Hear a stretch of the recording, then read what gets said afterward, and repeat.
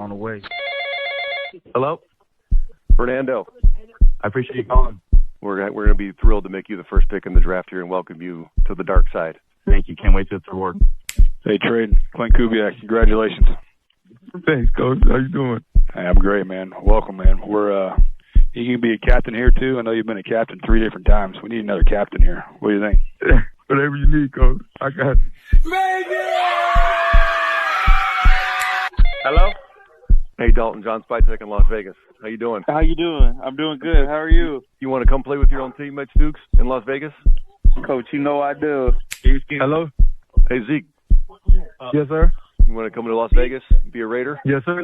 Let's do it. Hey, Zeke. Coach Kubiak here. How you doing, man? I'm doing good. How you doing, Coach? I'm great. Congratulations. Welcome to the team, man. Appreciate you, Coach. Boy, you Yeah. won't regret it. Appreciate you, Coach. We're excited to have you, man. We need guys that can cover and take the ball away. Are you that guy? Yes, sir. I'm that guy. Yes, sir. 100%. Hey, Trey, John Spytek in Las Vegas. How you doing, my friend? Doing well. How are you? I'm doing good. You want to be a Raider? Yes, sir. All right, man. Well, hey, we're really excited to have you. Love your toughness. Love the way you can play multiple positions in the same game. Yes, sir. I can't wait. Hello? Hey, Mike, John Spytek with the Las Vegas Raiders. You want to be a Raider? I do. Come on. Let's do it. All right. Well, you're in. You're on the dark side. Let's do it, man. Let's do it. We got a great, Come on. plan for you. Billy, this is John Spytek. I'm a GM in Las Vegas. How you doing, my friend? Man, I'm doing good. How about you? Good. You want to get on a team and be a Raider? Hell yeah. Let's go. We need speed. Man, I can't wait, man. We're going to go crazy. Let's go, man. Welcome to the Silver and Black. Be a We're great gonna guy. rock. We're gonna rock the hell out. I promise. Make sure you keep improving when you get here. Got me? Listen, I got you. Jamad, how you doing, man? I'm doing good, Coach. How you doing? Man, I hope you're as fired up as I am to get you here, brother. Welcome to the dark side, my friend. All that matters is today. Stay fucking present, man. 3.5 hours, do the together, man. It starts with us, it ends with us. Hey, no, chill! We got. Thank you. God bless. Thank you guys for coming. Shift your perspective from looking at individual star power to focusing on depth, adaptabilities, and specific scheme fits. With 2 weeks until camp kicks off, here's how you should evaluate the up-and-coming weeks. Welcome to Bart. The Bay Boys are in your area. Pick a The boo! Bay Boys in your Peekaboo. area. Don't nothing to stop. The Bart keeps I got a rolling. 2-year-old, so we gotta The get bar with the keeps peekaboo. rolling. You feel me? Let's get it going. What's good? What's Yes, good, my man? you with the Raider bad guy. I'm officially known now as the Raider bad guy. That is. When I'm doing my analytical and all that, I'm Black the quarterback. But when we chopping it up, Bad now I'm the Raider bad guy. Make way for the bad guy, because there's a bad guy coming through. Yeah. 100%. But then with the bad comes the good. So we got the good Raider. We got no one in chat yet. So that was great because I didn't know you were gonna do that. So that's a good explanation because I didn't see that coming. So when they arrive, we gonna let them know. Now it's just good and bad. Boom. Yeah, now it's just good and bad. You gotta pay attention to the good and the bad. A lot of people just look for the good. That's why. You gotta see the horns, baby. What's good with it? Make sure y'all hit that like button as y'all come in, when y'all come in, because there's no one yet, so we're still good. We're still vibing. If you are coming in, we're gonna have a lot of announcements today, as y'all can see, because the other announcement is the Good Raider is also on Twitch now. So right now we are streaming on YouTube and Twitch at the same time. Hell yes, you can join us. What up, Brooke? Yeah. Where you from? What Raider? What part of Raider Nation you from? Yes. Let us know. So check it out. So man, training camp is within a couple weeks, man. How many more days exactly? I think it's less than 2 weeks. It's less than 2 weeks. I'm not counting the days yet. I don't like to count down days until it get like 2 or 3 days before, and then it's time to get ready. Hey, Brooke, you better not be a troll because I'm gonna throw you out here so damn quick. Yeah.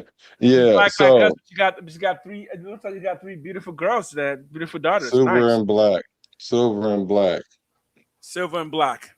So what I mean, like camp is within a couple weeks. You know, people are getting excited. I think one of the major things that people are excited about is the Mendoza Cousins quarterback competition, which I don't think there is a quarterback competition. You know, there's media members trying to stir it up, and there's a lot of Raider fans has taken the bait, and then that's why they get their feelings hurt when things don't happen the way they perceive. Exactly. So we're talking about quarterback now, right? Especially for camp. So what you think about that? So here's the question. We might have a troll, but that's actually sorry. I'm watching. I'm fine with that. I'm watching. Yeah.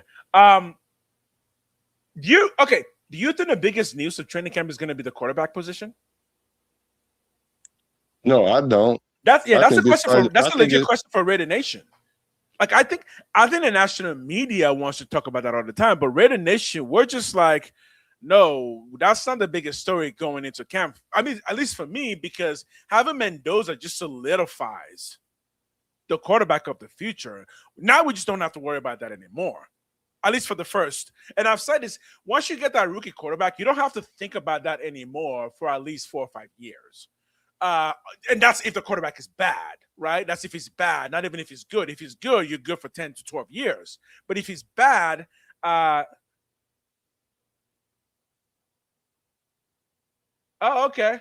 That's my guy, Macho Man Randy Average. Oh, Randy, what up? That's my boy. I think we had one troll, but no, it wasn't two, bro. Yeah, they weren't quite excessive yet, but you know, you got to get ahead of those things. So with Randy here, name. Yes. So what's going on? No, he had changed his. I think he changed his name on the thing, so I couldn't recognize who he was. So he is Brooke. No, I don't know, but I just know he went back to. Well, for you, Randy, here's a question. Because I take it you're part of Raider Nation. No, he's a Steeler fan. So he's part of my up gang. He's a longtime member of. Yeah, because if he's a Steeler fan, they actually do have a quarterback problem in Steeler Nation. They ain't got one. They don't have a future quarterback, right? They've got Aaron Rodgers, who hopefully he doesn't break a leg and he's good, but they drafted somebody, didn't they, to try and get a future? But for Raider Nation showing up, is the QB position the most important question in training camp? Let us know, Black. What's your thought on that? I think that's the least position that we need to be focusing on. I think this is the reason why we're going to really talk about the show is what are some of the things we should be looking at instead of getting caught up in the big media stories. Because let's start with that quarterback position.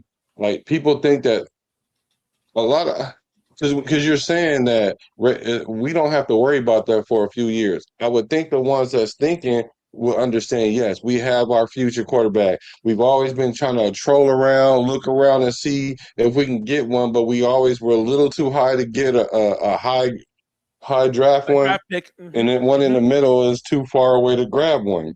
So what we did was we kind of just milled around. We finally found ourselves in a position where we could do that. So we did that. And so now we know what we have going on in the future. We don't have to worry about the quarterback. Now the issue is now people are like, well, why don't we just put him in? Because we were the number one. He was the number one pick. Now if we were number two and picked him first, does that mean we don't start him? Because it just doesn't make sense. They're making a lot of noise. A lot of fans are making noise about him starting game one when the franchise clearly has said that we weren't going to start in game one. Right. And all signs point to that. But they still want to ask this question. But what if he plays like this in the preseason? Like, it's not going to matter, man, because they have a plan and they're not going to deviate from the plan. From the plan, yeah. Okay. Those are really good points. And let me try, since there's no one here to hit you back with a little pow, pow, pow. Let me try and be the voice of the other side here and say, I think part of the Mendoza Cousins conversation really does come down to the excitement that Raider Nation hasn't had since pre-Jamarcus Russell, right? This is, I mean, like people may think that Raiders run through quarterbacks like it's nobody's business, but no, we don't. We don't run through that many quarterbacks at all. It's just that we haven't been able to find a consistently good quarterback. When you're talking about the draft and quarterbacks, the teams that get the most drafted quarterbacks are like the New York teams. Like compare the Raiders to the New York teams and how many quarterbacks they've drafted. In the past 6 years, how many quarterbacks of the New York teams drafted? At this point, we're talking primarily about the New York Jets, right? Who burned through first-round picks like it's nobody's business. You see, the thing is, the Raiders haven't had that opportunity because we've never had a chance to get a quarterback. But now that we do, I think a lot of fans are so excited to see this process started that the idea of waiting one more year or even like 6 more months is like, no, man, just put him in Mendoza right now because that hype is so high. We just want to see the ball rolling.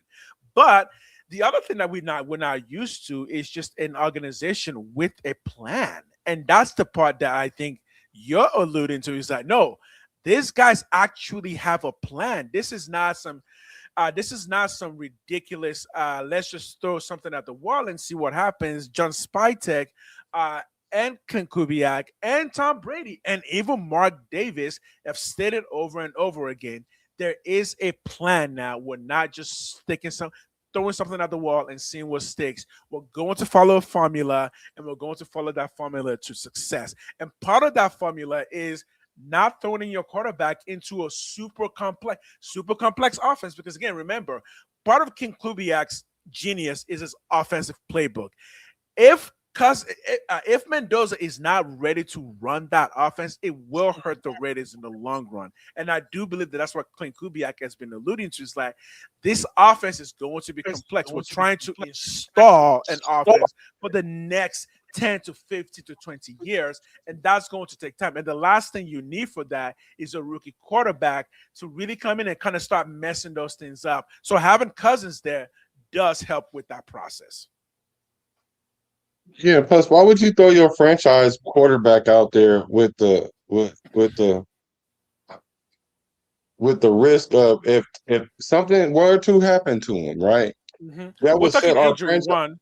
That would set back our franchise again of like at least 2 or 3 years. I mean, because we already haven't been in that position already. Then we get in the position and then we put him out there.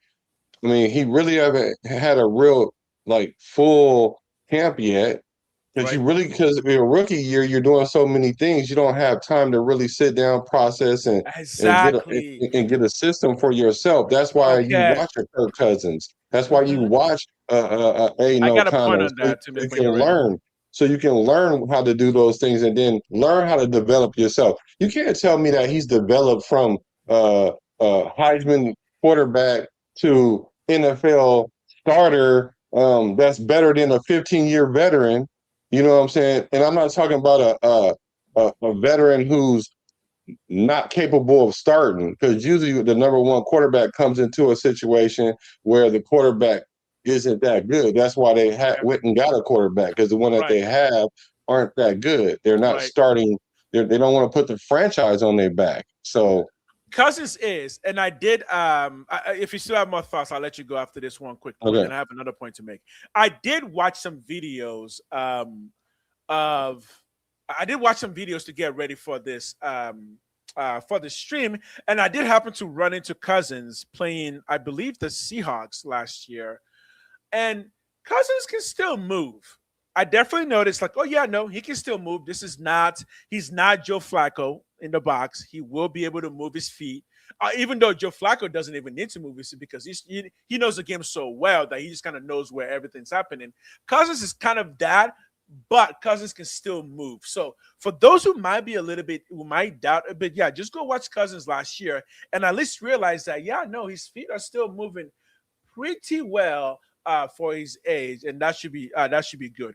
But you actually mentioned the biggest point, that is, I'm gonna put it this way: people think that Mendoza has just been training since he won the Heisman of the national championship. He hasn't, because he has to do a bunch of Exactly. stuff because he won all of those things. Remember the ESPYs. He had to be at the ESPYs. He had to get ready for the ESPYs. His mom was there. His whole family was there, planning all of that.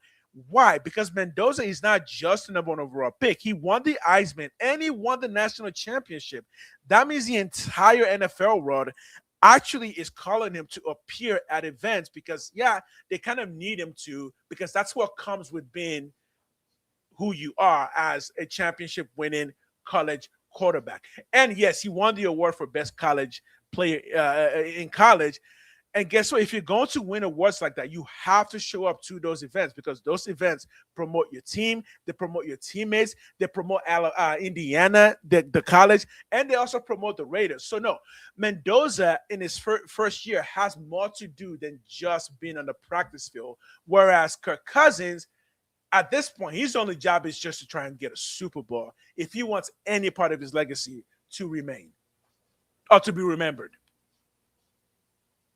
Yeah, or if you want to try to make one more contract for a couple years. One more, exactly. Macho You like Man, that? Go ahead. yeah, go ahead.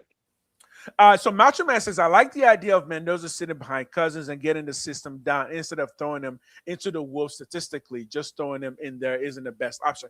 And that's what we have been saying. I'm going to let you go in 1 second after I make one more quick point.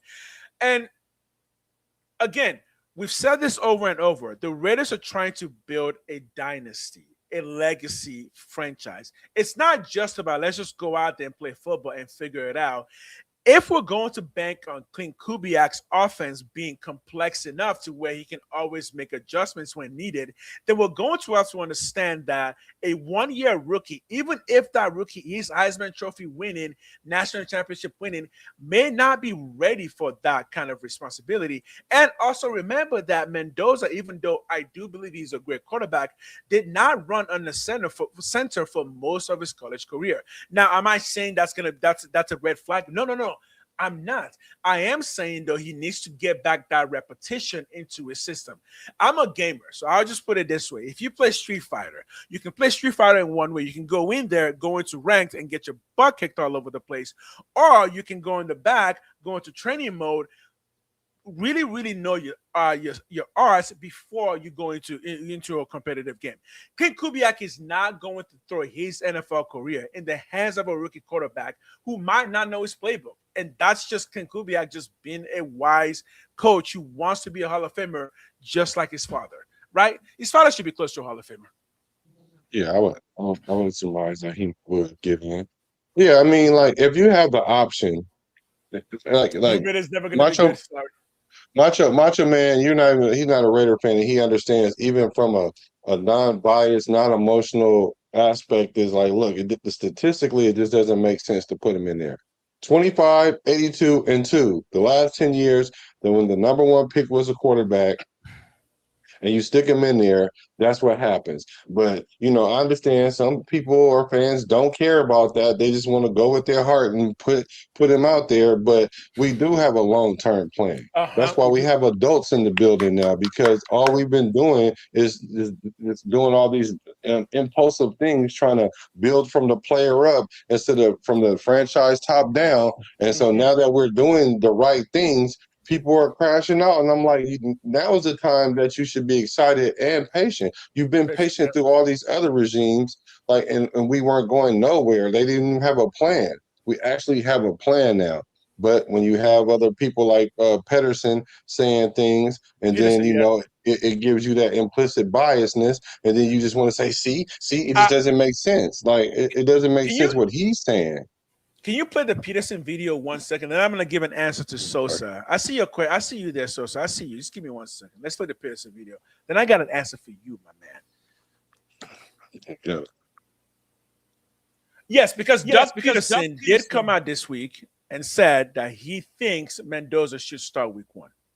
Let's get this guy out there week one. Let's start having our growing pains week one. Let's not prolong it into October, November, or later in the season when maybe the season's over. I think it's very beneficial. I remember having a conversation with Coach McDermott when he drafted Josh Allen, and he called me and he says, Doug, what do you think? Well, how did you handle Carson Wentz? And I said, if you think that Josh Allen is your guy, you need to get him out there week one, and he did that. There were a lot of growing pains in that first year, and they weathered that storm, and now look where Buffalo is. Kirk Cousins is a solid number two that you can rely on, and I think he's a great mentor for Fernando. So I think this is a win-win, I think, at quarterback, for the Raiders. Okay, you have a rebuttal to that? I know your Raider Nation knows your thoughts, but break it down for us. Well, for one, okay, let's talk about who he's talking about. McDermott came to him and asked him, what would you do, right? Mm-hmm. First of all, McDermott ain't with your boy no more, with Josh Allen no more. With Josh Allen. So he wasn't able to get it done for whatever reason, right? So he's not even with McDermott. McDermott ain't even with him no more. Okay, let's talk about your boy Peterson Peterson. Carson Wentz. Yeah, what we talking about Carson Wentz? Exactly. He didn't have too good a career. Matter of fact, he went from being all the way up here to where he's struggling to be a backup right now. Like, he never got back on track. His career got derailed. He got injured. And the only reason why Peterson is even relevant is because Nick Foles, which the GM brought in week 14, saved his legacy. Because had not Peterson got that Super Bowl, we wouldn't even be talking about him. Matter of fact, we don't even talk about him outside of the Philly, whatever that call was, the Philly special or whatever. We don't even talk about him outside of that. Now, what did he do after he left there? Because they was going up and down. Carson Wentz kept getting hurt. They eventually traded Carson Wentz, and they got rid of Peterson. So where did he go? To Jacksonville. Where'd they give him a fresh quarterback out the box? Who'd they give him?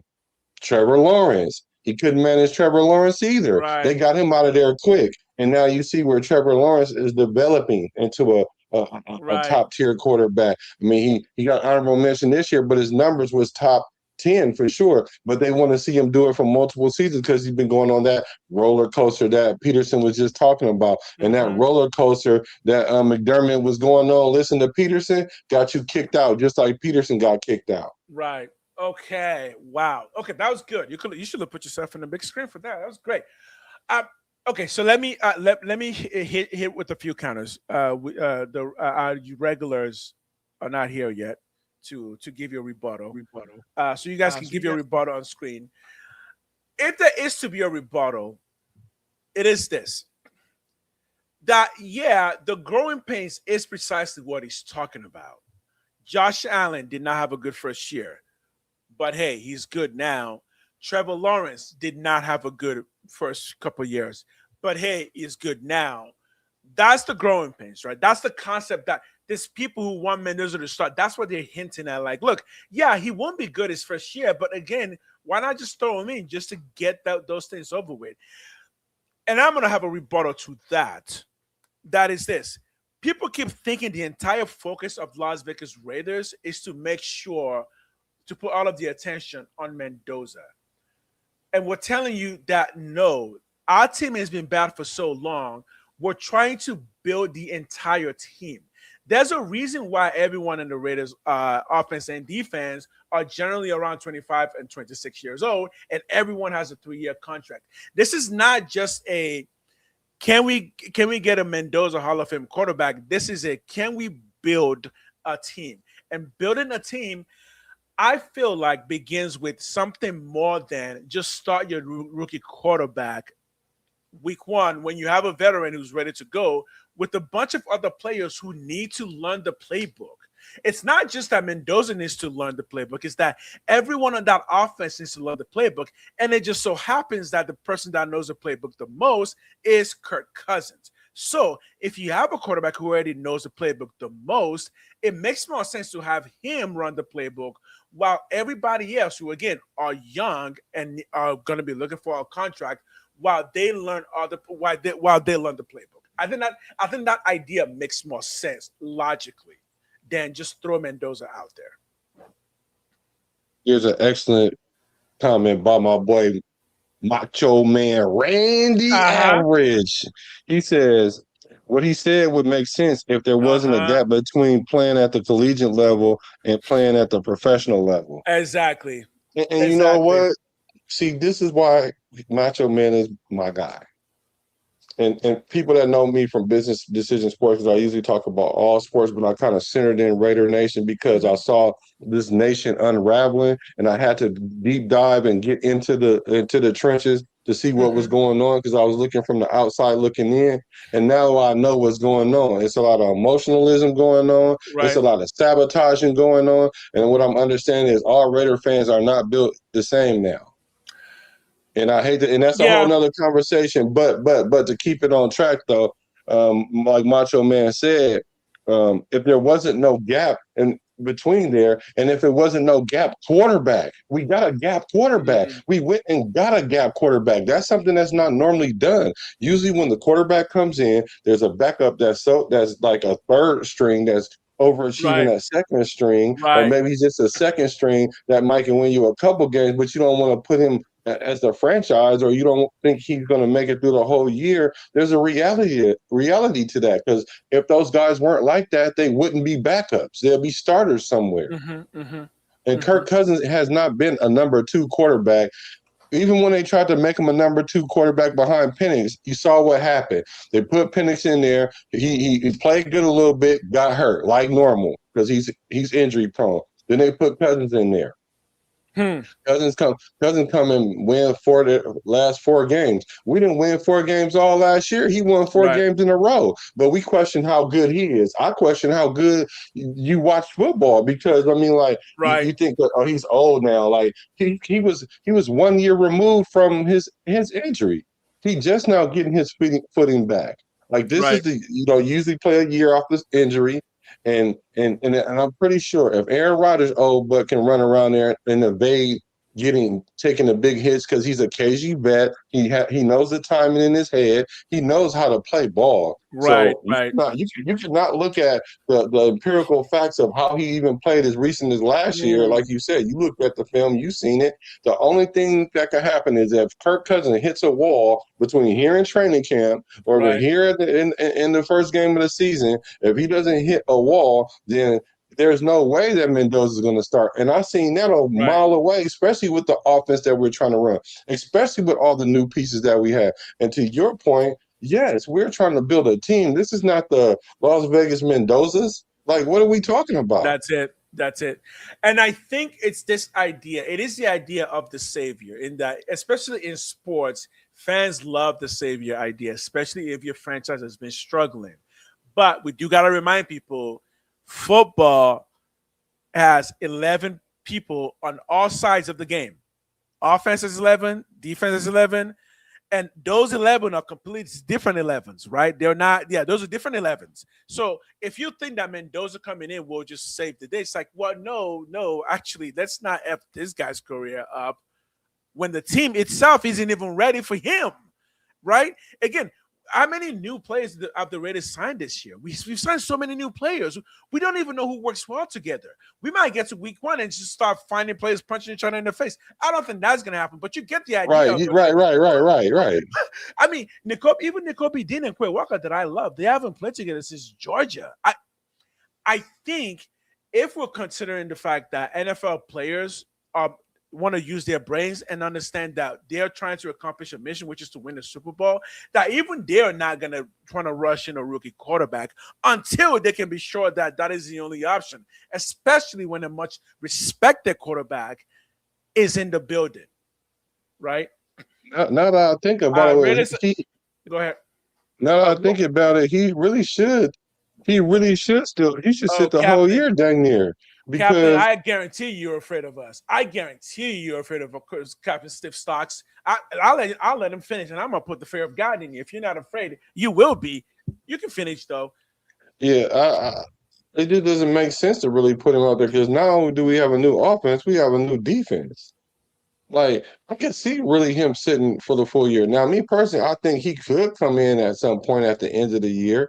Like, but that's barring an injury. Like I let Kirk Cousins go out there and ball out till he fall out. That's it. Like Yeah. don't put Right. the pressure Right. on. Don't put the pressure on. And the thing about it is when they say the best player gonna play, they all know what that means. Like Eric, we don't know what it means for some reason, but the best player is obviously Kirk Cousins. They're not even close to each other. But I don't know. Even if Kirk Cousins, I mean, even if Mendoza was to play at a high level, right? That just means that means he's getting it. That doesn't mean he's ready. That means he's getting it. Like you said, let's get the team ready for him first. Because there is a difference between understanding the playbook and knowing the playbook in depth.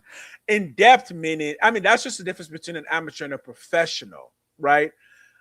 By the way, till week 1 of the NFL again, Mendoza's not even an NFL footballer yet. Just so you don't know, he's not considered a professional till week 1. He hasn't played a game yet. And putting that against a 14-year vet who already has a very good knowledge of this is great. But Captain Stiff Stocks, I'm gonna need you to sit down for a second because I don't know what you mean by we have no wide receivers. By the way, when people say you have no wide receivers, do people literally think that every team just starts their NFL career with a good wide receiver? Wide receivers have to become good. So when you tell a team they have no good wide receivers, you're just saying you didn't have a 1,000-yard wide receiver last year. Oh, okay. CeeDee Lamb had to gain 1,000 yards before he became CeeDee Lamb, didn't he? Oh, no. We've got wide receivers. You're just saying that we didn't go out and buy one that was already made. Well, guess what? We don't need to buy somebody in every single position. So I would say, no, look again. There are receivers there. You may not like the receivers there because you prefer the $80 million guy who's already well established. But hey, guess what? The $80 million guy worked his ass off to become $80 million. Yeah, you're telling me that Trey Tucker can't do that? Oh, yeah, you can. You telling me that Malik Benson can't do that? Oh, yeah, you can. Will they do that? That's up to them. But when you say we have no receiver, just understand that what you're saying is we didn't go out and buy a receiver. And no, we did not do that. But don't say we don't have a receiver. We got plenty of those. And nobody's afraid of them. Okay. Again, there's a reason we play the game. Nobody's afraid of us? Sure. Week 1 hasn't started yet. But we got the coach, didn't we? We got the QB. We got the O-line. You don't have to be afraid. We will make you afraid. So that's what I got to say to that. Thanks for coming in, though, Captain Stiff Stocks. I love that name. But no, on a real point, that is a point to mention, this idea that you don't have this, you don't have that. You mean we don't have that yet. That's why coaching exists. That's why players go from rookies to Pro Bowl level to Hall of Fame level. Everybody gets there. So that's all I got on that one. Yo, Frank Weber, welcome in. You don't even remember Jim Plunkett in New England. Oh, Rich Gannon where was Rich Gannon before us? Broncos or Vikings? Rich Gannon played for I wouldn't say Kansas City. I was about to say the Chiefs, but yeah, no, he played some for Kansas City. Yeah, but I was trying to remember if he played there right before the Raiders. I think he played with a team after Kansas City before. I'll find out. Okay, but Captain, let me keep talking to this Captain Stiff Stocks because we are doing a whole lot of talking, brother. You're doing a whole lot of talking. You ain't backing none of it up. Mendoza would not have been number 1 pick in 90% of drafts. In 90% of drafts, first of all, how are you judging 90%? I'm assuming you're a bot because I don't know how you're coming up with 90% of drafts. In 90% of drafts, 90% in all of draft, in the entire history of the NFL. Should I block you now or should I block you later, Captain? Hey, do me a favor. Go get some Crunch. Put some milk in it, swallow some of that, and then come back and repeat the statement. Mendoza would not have been number in 90% of drafts. 90%. No. Anyways, but you're good, yo. You're good. Let's face it. We are building a team, true. And when building a team, it makes sense that the last piece that you add are the ones with the shortest shelf life. Perfect. He's a second round at best, and that's a so what college do you coach for, Captain Stiff Stocks? What NFL playbooks do you write? Look, here's the thing. Anyone can make those kinds of statements. I'm not saying not going to respond to them much because anyone can make those kinds of statements. Like he's a second round quarterback at best. Okay, according to whom? Your grandma? I mean, but even statements like that is weird because like that would assume that all the other quarterbacks got placed in the right place. Like, no, that's not really how that worked. Like, but even if he would say, okay, he wouldn't have been number one in this year's draft or last year's draft or next year's draft, we're not in those years' draft. The year's draft that we're in is this year. So when people make these delusional or off base or hypothetical situations, that's just not reality, which tells me what they're saying isn't based in reality. And as much as I would love to keep talking to you, I mean, you keep proving the point for us because you say you're hyping it up because he's a Raider fan, and you're hyping him down because you're not a Raider fan. What's your point? Right. You think it's gonna be great because you're a Raider fan. Yeah, I think it's gonna be because I'm a Raider fan, and you're a Bronco fan. Of course, you don't think it. Just like I think Patrick Mahomes is never gonna win a Super Bowl ever again because I'm not a Chiefs fan. So yeah, no, we got that. I remember. You're right. He played with Minnesota. Gannon played with Minnesota. Gannon played with Minnesota. Yeah. And he said in 1970, the New England Patriots, they appointed Plunkett as their savior, and that set him back 10 years. Mm-hmm. And what people don't understand is if something was to happen, which is likely to happen because it's happened to even the best, the Joe Burrows, and all that. So it can set you back. Now, if you do come back from an injury or a bad year and have a good year that following year, that's cool because that just means you're good enough to start. But you're either equal with the NFL or behind the learning curve. Now, what happened those other years, subsequent years? Do you go up and down, up and down? Now you fighting injury. That's how your confidence is going to go. Why do that when you can have him sit, have him learn? He feel like he's mentally prepared. You stick him out there. No, that doesn't mean he's going to win 10 games, but he go in there and win 6 games. He understands, oh, that's my floor. That's not my ceiling. Versus if I stick him in game 1 and then we win 4 games or something, 5 games. And if you win 6 games or 7 games, you're like, oh my God, the second year. Then you're like, oh gosh, that was hard or whatever. But if you start off there by watching, your confidence is different. It's just different. And not only that, it's already statistically been kind of put out there that when you sit, it gives you the best chance to win, and it doesn't have to be the very first pick of the draft. Let's just look at the first round quarterbacks in general. Matter of fact, the best quarterback of our time right now sat. He sat. Yeah. He sat down. Who's better than him? Who's better than him? Any of the quarterbacks that they even put next to him, they played first. But there's a big gap between that person, which is Joe Burrow, which is what's my guy name in with the Buffalo? Josh Allen? What's the quarterback in Buffalo? Josh Allen. Yeah, it's a big gap between Josh Allen and Joe Burrow and Cousins? And Mahomes. Oh, okay. Yeah. So real quick, Captain Stipstock, just to put it in actual structure to the point that I'm making. Yeah, you said Mendoza's a second round QB at best. The guy won the national championship. You literally cannot get more first than that. Literally, in all of college, he's number 1 because he won the trophy that mattered. Like, if so you're claiming what the other better quarterbacks. Okay, so what did they do? Did they win an Heisman? No. Did they win a championship? No. So I did better. So that's the point. It's like your argument is already destroyed. The guy won the emotional damage. Emotional damage. Yeah, you literally cannot get better than winning the Natty. So he won with some amazing wide receivers, which of course they're not. Because statistically speaking, these receivers were not known as amazing wide receivers. Right, that's why they didn't go. Nobody even knew who his receivers were. Right. Where did they get drafted? The only reason these receivers are getting drafted is because of him. Again, just stop, Captain, and just think to yourself, ask yourself, what team do I like? If it's not the Raiders, are you saying what you're saying because you don't like the Raiders? Is that your point? The team as a whole is very good. It wasn't Mendoza. But if Mendoza wasn't in there, would they have won a national championship? If Mendoza wasn't in there, would Mendoza have won a Heisman Trophy? That is a definite no. Only Mendoza can win an Heisman Trophy as Mendoza. So without Mendoza, they just don't win anything. You see what I'm saying? Like you're judging them against something that doesn't exist. Well, it was the entire team. Okay. And he was the leader of the entire team. That makes sense? Okay.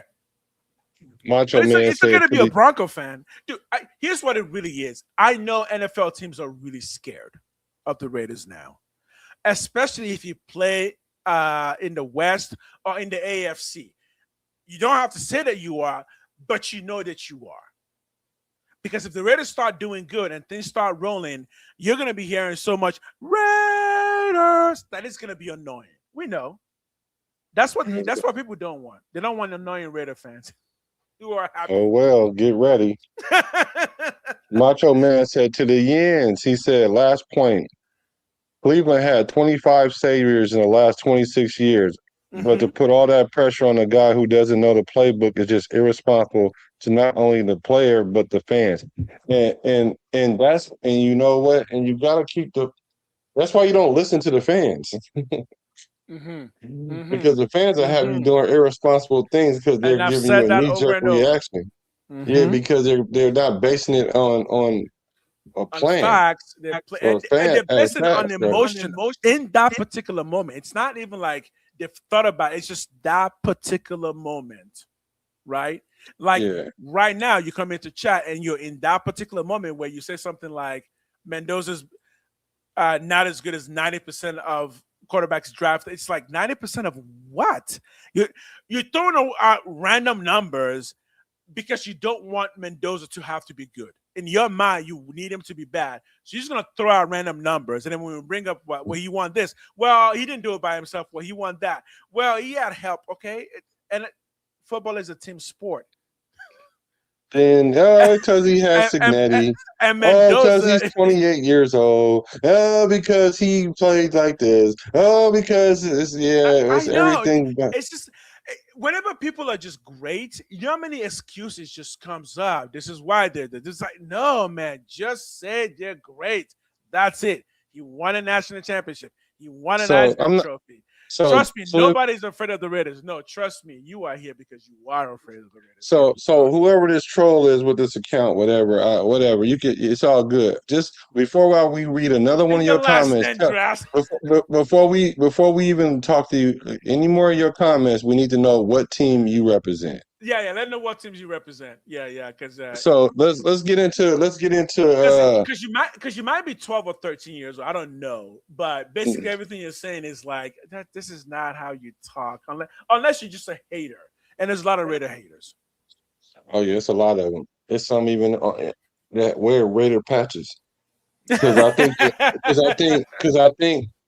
because they really want to. You know what?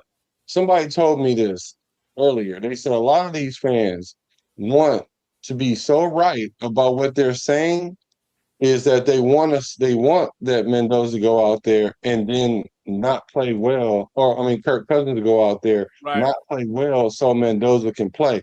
It's not because they don't even like Mendoza, because those are the same people that were saying trade back or he wasn't a quarterback that would have been number one in this draft. And it's a lot of them fans that's doing that. So that's why I say all these fans are created equal, and I have to start paying attention because I'm like, wait a minute. I thought it was really one nation. I thought, all right, if they're saying this is our quarterback, then we all should rally behind that guy. That's what Max Crosby was doing. That's why I know he's a consummate Raider, because it don't matter who they put in front of him, he gonna die for them. And then right, wrong, or indifferent. He did that with AP. He did that for Pete Carroll. He did that for everybody. And then the only thing happened was he got vilified for that. And then they started talking about he was this and he was that. And when he embodies the true nature of what a real friend is, like being a real pro is and a real Raider. So people that have problem with the Max Crosby's, people that got problem with Mendoza starting game one after they already told you that he's not. All these people, they're not really for the Raiders. They're not representing the brand. Now, I'm gonna give them some grace though, because I'm gonna be like, you just in your feelings because you got PTSD, post-traumatic Super Bowl deficiency, so you don't know what it's like. So I'm just gonna be a little patient, but I'm not gonna sit here and let you just run around and start little campfires all over the nation, because eventually it's gonna set ablaze, because it almost did the last 2 years. Now, here's the thing, though, Captain Stocks. I feel your pain. I'm with you. You know, here's the thing: we took your quarterback away from you, and we got him to admit that your entire legacy was built on a botched play that you didn't deserve. So no, I know you want the Raiders to be bad, because if the Raiders were not bad, that means that Tom Brady really is the greatest football mind in the history of the NFL, and you guys let him go for pennies. I feel your pain. But to more directly answer your question, though, so Drake May is your quarterback, and I'm going to assume that you think that Drake May is, in fact, a better quarterback than Mendoza, right? Because Drake May did start year one. So, question, if you were drafting Mendoza or Drake May, what is the one reason you will have drafted Drake May over Mendoza? And please give me an actual answer and not because Drake May is good. All right. Mendoza, massive. Ooh, whoa. Let me play with my brother. Give me just a little 2 more minutes. Let me just play with this brother. Massive weakness in pocket movement. Massive weakness for a guy who led the college in yards, or at least maybe it didn't lead top 5 in yards and touchdown. Massive. Okay. Please look up the definition of the word massive, because I think you're using that way incorrectly in that particular statement. Sorry, bud. Okay, let's shut him down. He's not quick. Marcus Allen thinks Mendoza is being praised too high. He won the national championship. I'm sorry. Who else are we gonna praise? Marcus Allen also said we have a wide receiver 1 also, which is Trey Tucker. Will you gonna buy? Does the same apply? You obviously buy that too. Yeah, I do. Okay, six Cap. What if somebody says Tom Brady was terrible? It would have been bad if not for Belichick. Or Belichick was bad. It would have been bad if not for Tom Brady, which is exactly what people say about New England's team, right? But obviously, both of those statements are complete nonsense. Come on, Stocks. Come on, man. Get out of here with that. No more nonsense. He's not quick. I don't know what that means. Who, Drake May? I know. I think he's talking about Mendoza. Oh. He's not quick. Well, he is, but he doesn't need to be. I don't know what that means. I don't know what you're talking about. Okay, let's move on. So training camp, though, because, obviously, like, we just spent a lot of time even just talking about that, which is really a non-issue because Mendoza's not starting game 1. I don't care if he throws 6 touchdowns for 500 yards, no interceptions in preseason. I mean, at that point, you might get me to stop and be like, "Oh, yo, well, you throw 6 touchdowns in the preseason." Yeah, but preseason game ain't nothing like a real game. Hey, look, there comes a point where hype is just too much. That's the point where I'm probably gonna hop in and say, "Yeah, no, start the kid."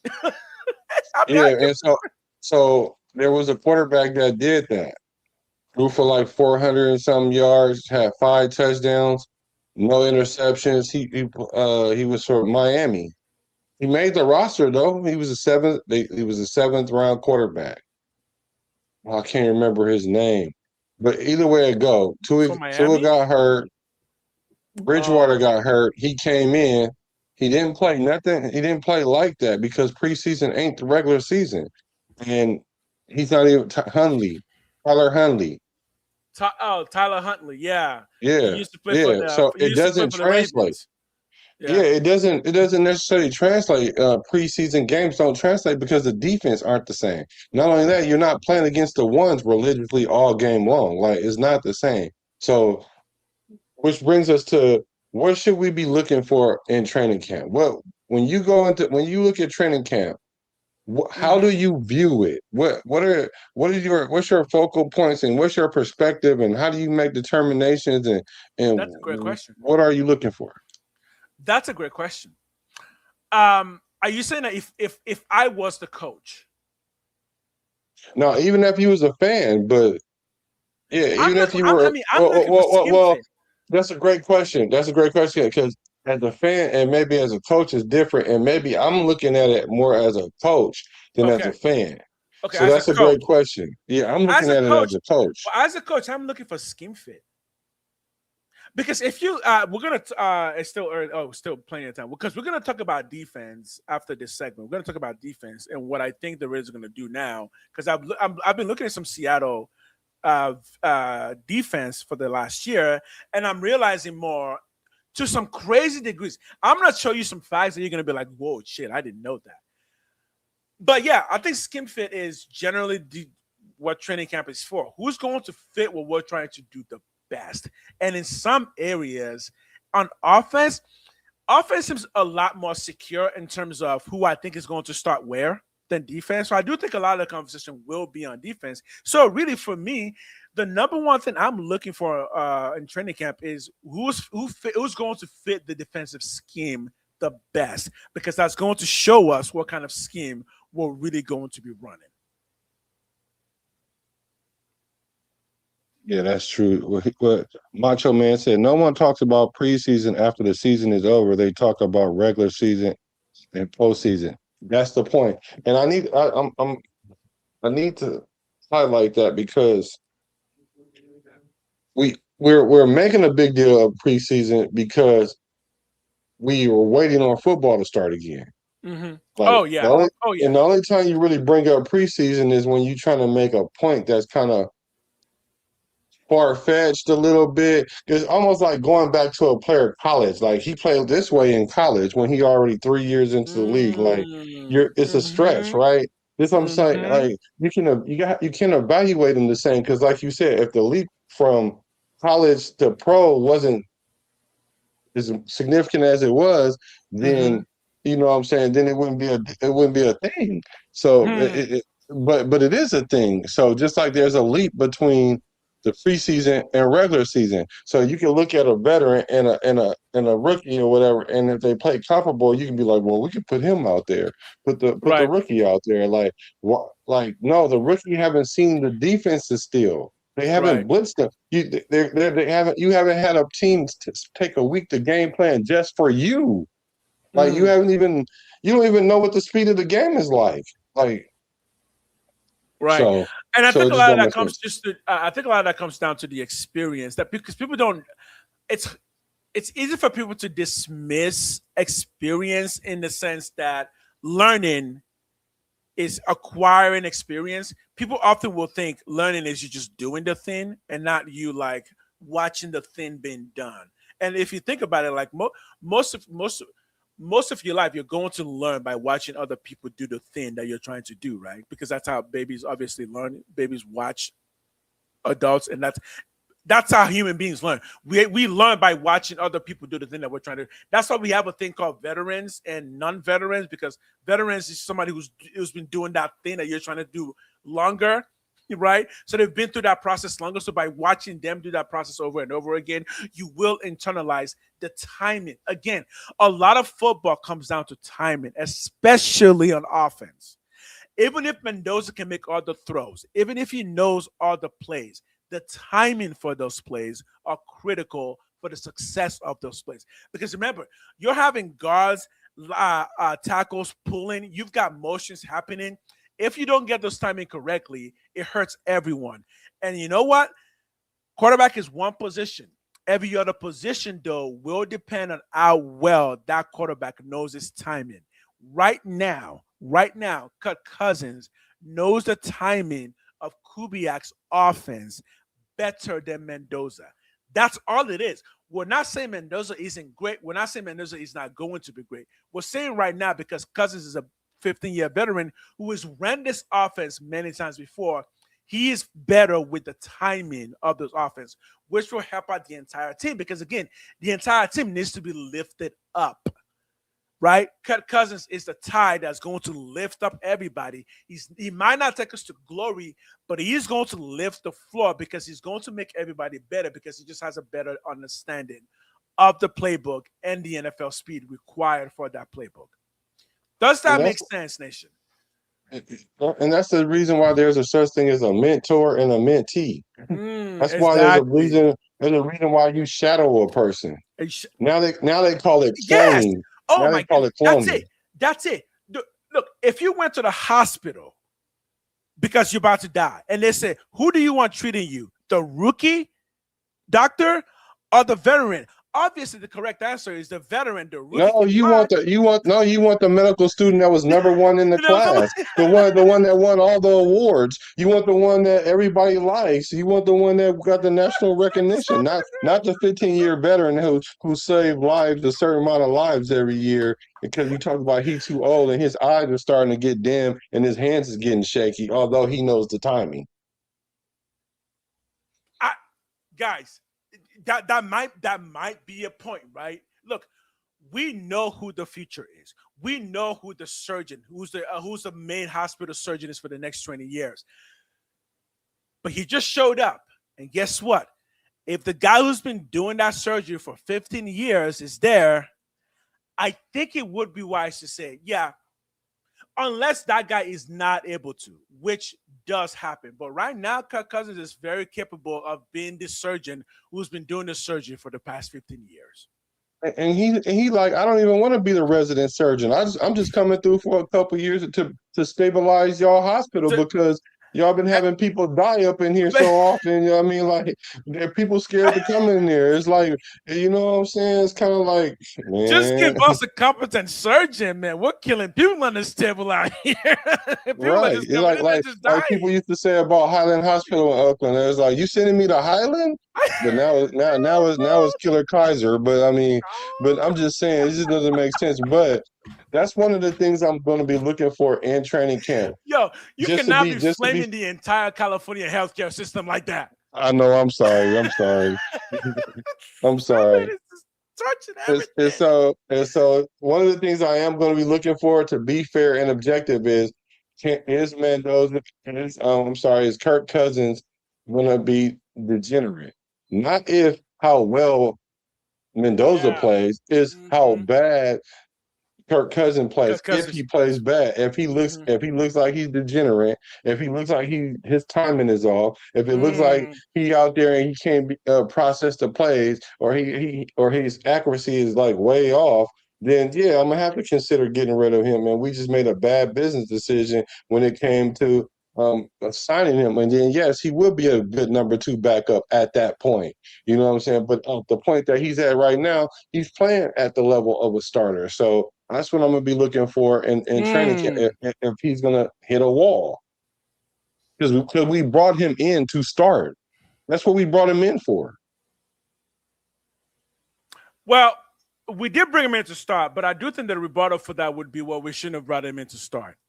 Right? That would be the rebuttal. We should not have brought him in, because then there wouldn't be this conversation. But well, then if that's the case, then we shouldn't have brought him in at all, because we got the elite AOC who never gets an opportunity to start. Like, why did we bring Kirk Cousins in at all? If we had AOC, we could have started AOC and let Mendoza sit behind AOC if AOC was all that. Then, if we're going to use that logic. Yo, Gregory 44. Honestly, yeah. I mean, look, I've said this before, and I'll say it again. It's just people want to see the success start as soon as possible. And if you start Mendoza week 1, that at least makes it a very, very high, a lot of noise. And they want to see what kind of noise we're making as quickly as possible. And for those people, I think the answer is, yeah, you'll just wait. We're ready. When Mendoza's ready, you're gonna see him. So yeah, I'm fine with people wanting Mendoza to start week 1. I'm fine with that, because if he does start week 1, that means that, one, Cousins wasn't ready. Because I think the other point is this: for those who are Cousins fans, is the fear that if Mendoza starts, that actually means that Cousins is washed, that he's done. Because that is a question now with Cousins, right? If Mendoza starts, the moment Mendoza gets in that game, we are understanding, Cousins, that your career is done. right? Well, Because if I don't Mendoza know. if Mendoza goes in week 6, would you, if you were Cardinals, for example, would you try Cousins again next year? If Mendoza's in the game by week 6, would you No, trade for him? why is he in the game by week 6? Because he got hurt Exactly, or performing? exactly. And I Because think if my he's there point is, because of performance, then that's different. If he gets injured and come back in 2 or 3 weeks, I'm sticking him back out there. no, I'm saying if he's gone after week 6, no matter what the reason, if Cousins is done after week 6, Mendoza's starting. Would you start Cousins again next year on another team if you were the coach of the team? Yes. You would. On another team? I would not. On another I would team? not. No. I would let him compete for a starting position. Yeah, for me, I mean, you can't just give him the job because he's who he is. I mean, no different than coming here. We're not just giving him the job. He's the better person. He's the one that got a resume, an NFL resume, not a college resume. So I mean, it's not like we're just inheriting him the job, nepotism, as I heard somebody call it, which used it wrong, but he knew that. He just wanted to make that emotional connection. But like, we're not going to just give the job to Mendoza. We're not just giving it to anybody. We're giving it to the most capable person at the time. Right. And the most capable person is Cousins. Now, if Cousins come in here and he looks incapable of leading, then he's incapable of starting. And he even said himself, "Hey, if I go out there looking bad, I'm just gonna retire because I'm not trying to get hurt like that." He understands what's at risk here. And if he feels like he can play somewhere else the next year and compete like Gardner Minshew has to do in Arizona, then yeah. I would. Here's what I'm saying. If I can finally put it in a tight little knot, if for some reason Mendoza loses the job in week 6, it's going to tell me it's going to tell me Cousins is done. As a coach, that's what it tells me. If what? You're already 38. You're 38. And again, I've said this before. It's not like Cousins is a Super Bowl winning quarterback. He's not. For those guys, we give them a little bit extra time. Brett Favre can play in his 40. Aaron Rodgers can do that because those are because they won a Super Bowl? Yes, yeah. No, I don't think that's the reason. I think that gives you. I think that gives you, like, you know how Serena Williams got to play in Wimbledon the other week on an invitation. I think it does give you that. But if you're a backup, I'm talking about a good backup, then you still gonna get action. Look at Rivers. Rivers ain't won no Super Bowl. I would say that. To me, I would not. If I was a coach, I would not. And the reason why is I'm not saying I would either. But I'm saying that there's teams that would, though. Right. But the teams that would are the Raiders. The team that have no one. Those are the teams that would do that. Those are the teams that would do that. The Raiders wouldn't do that now. And not only that, anytime a player goes to the Raiders and they have a bad year, that's almost like a mulligan year almost, because I know that the franchise is so jacked up that if you play at a certain level, like Geno Smith, like, he almost out the league because he came here. Now, had he went somewhere else and had a mediocre year, like he was coming off of a 4,000-yard season, I think. And if he would have came and played somewhere close, 38, 37, 50, somewhere in there, and wasn't looking as bad as he looked here, then he would be looked at different because of the level he was playing at. But he came here. Right, but listen, after Geno Smith came here, who else was going to draft? Who else was going to pick him up except for the Jets? No, come on. He's better than Sam Darnold coming out of. That's not what I'm saying. That's not what I'm saying. What you're saying is, hold on. Let me see if I'm not getting what you're saying. You're saying after he left Seattle, the only other type of team that would have signed him was the Raiders and the Jets. That's what you're saying. Exactly. And I'm saying a quarterback coming off of 4,000 yards. You telling me that they're the only two teams in the NFL that would kick the tires on that? Because they're the only two teams that have kicked the tires on that. Other teams don't kick the tires on that. Sam Darnold is in his 20s. Other teams, what do you mean? Minnesota's trying to kick the tires on Kyler Murray? Kyler Murray, because they need to. Because Kyler Murray is like 27 years old. So is Kyler Murray better? So you would go with Kyler Murray before you would go with Geno Smith? Yes, I would go with Kyler Murray over Geno Smith. I wouldn't at all. Kyler Murray haven't proven nothing in this league. But he still has age. At some point. But he hasn't proven nothing. He's got more time to not prove But it. at some point, your body just can't do it. And that's my point. If Kirk Yeah, Cousins you gotta cannot prove it. finish the season, it tells the NFL that his body can't do it anymore. But that's not age. That's not age reliant. Look, That's all not I'm saying age is reliant. for me, all I'm saying is for me, it would be. For me as a Yeah. coach in the NFL right now, this to me is Kirk Cousins' last year. Now, you're right. Somebody Kirk Cousins did bring or Geno Smith. Who are we talking about? Kirk Cousins last year. This is his last year to prove himself. Now, you're right. Somebody did bring in what's his name? Phillip Rivers, right? But the Colts didn't bring in Phillip Rivers because they really thought they were going to win a Super Bowl with the 43-year-old Phillip Rivers. No, we wasn't talking about a team that wanted to win a Super Bowl. We were talking about who would give him a starting position. He could start in Miami right now. Who? Phillip Rivers? No, Kirk Cousins can start in Miami right now. Miami don't even have no quarterback. Yeah, he can start in Atlanta again. Because he Miami can start in Atlanta. Okay, first, because Miami are the Raiders. Miami are the Raider team that would have to Kirk pick Cousins somebody can start like in that. Atlanta right now. Had he wanted to stay, but he he'll didn't want win- to stay there because he'll the way win they 4 did him. games. He'll win 4 games though. Wow, when he played like 7 games, he won 4 of them. Yeah, I know. Or he played 5 games and won. He played like 7 games, 8 games, and won 5 of them. If he played a whole season, and the reason why he played, the only reason why he played 8 games wasn't because he was injured. It was because he was on the bench. That's my point, though. I'm just going based on what I've seen. Last year he played 8 games because he was on the bench. This year it comes down to how well do you do? And I'm saying if he's out of this, if he's out of the game after week 6, that tells the NFL Kirk Cousins is washed. Out of the game for what though? Out of the game for what? It doesn't matter what it is, because if it's injury, they're gonna say it's age. If it's skill, they're gonna say it's age and it's getting old. It wouldn't matter. If it's injury, it's just injury. If it's injury, it's injury. It don't matter how old you are. It don't matter. Yeah, well, no, well then you have to. Okay, so how old is Gardner Minshew? Besides garbage. No, how old is he though? I know what you said. I think Gardner Minshew is like 30. Just ballpark. I think it's like 32. I think it's 32. So let's just say, me too. I think he's about 32. Well, you can say the same thing about him. He blew his knee out right at 32, right? You could have said that about Kirk Cousins like 2 seasons ago. Okay, but here's the explanation. With Gardner Minshew, I would not bring him in to be a starter because he's not good. Kirk Cousins is good, so I would bring him in to be a starter.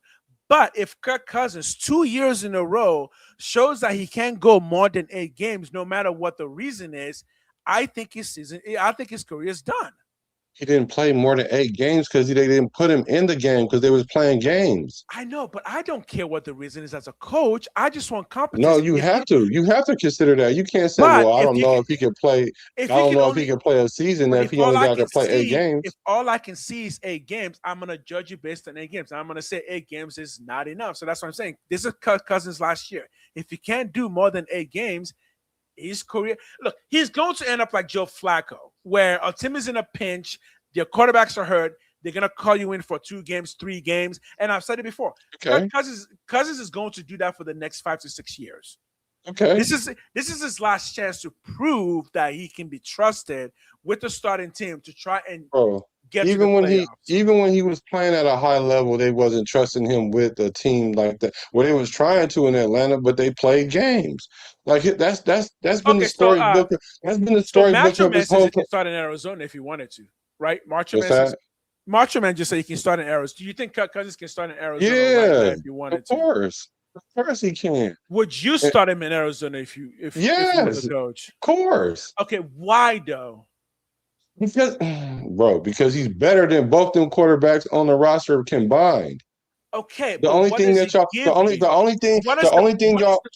thing y'all holding against him is his age, because you guys are saying, well, at his age, so what's going to happen is his play is going to deteriorate because of his age. But you don't know that until you start playing. You don't know that. You're it's just not just that. his age, though. It's also the fact that his entire career he's never gone more than winning one playoff. So he's never won more than a playoff game. I think and is 38 years old, and is coming off of injury, and he played only 8 games last season. Okay. I'm sorry, and you want me to give him how much money to come turn my team around?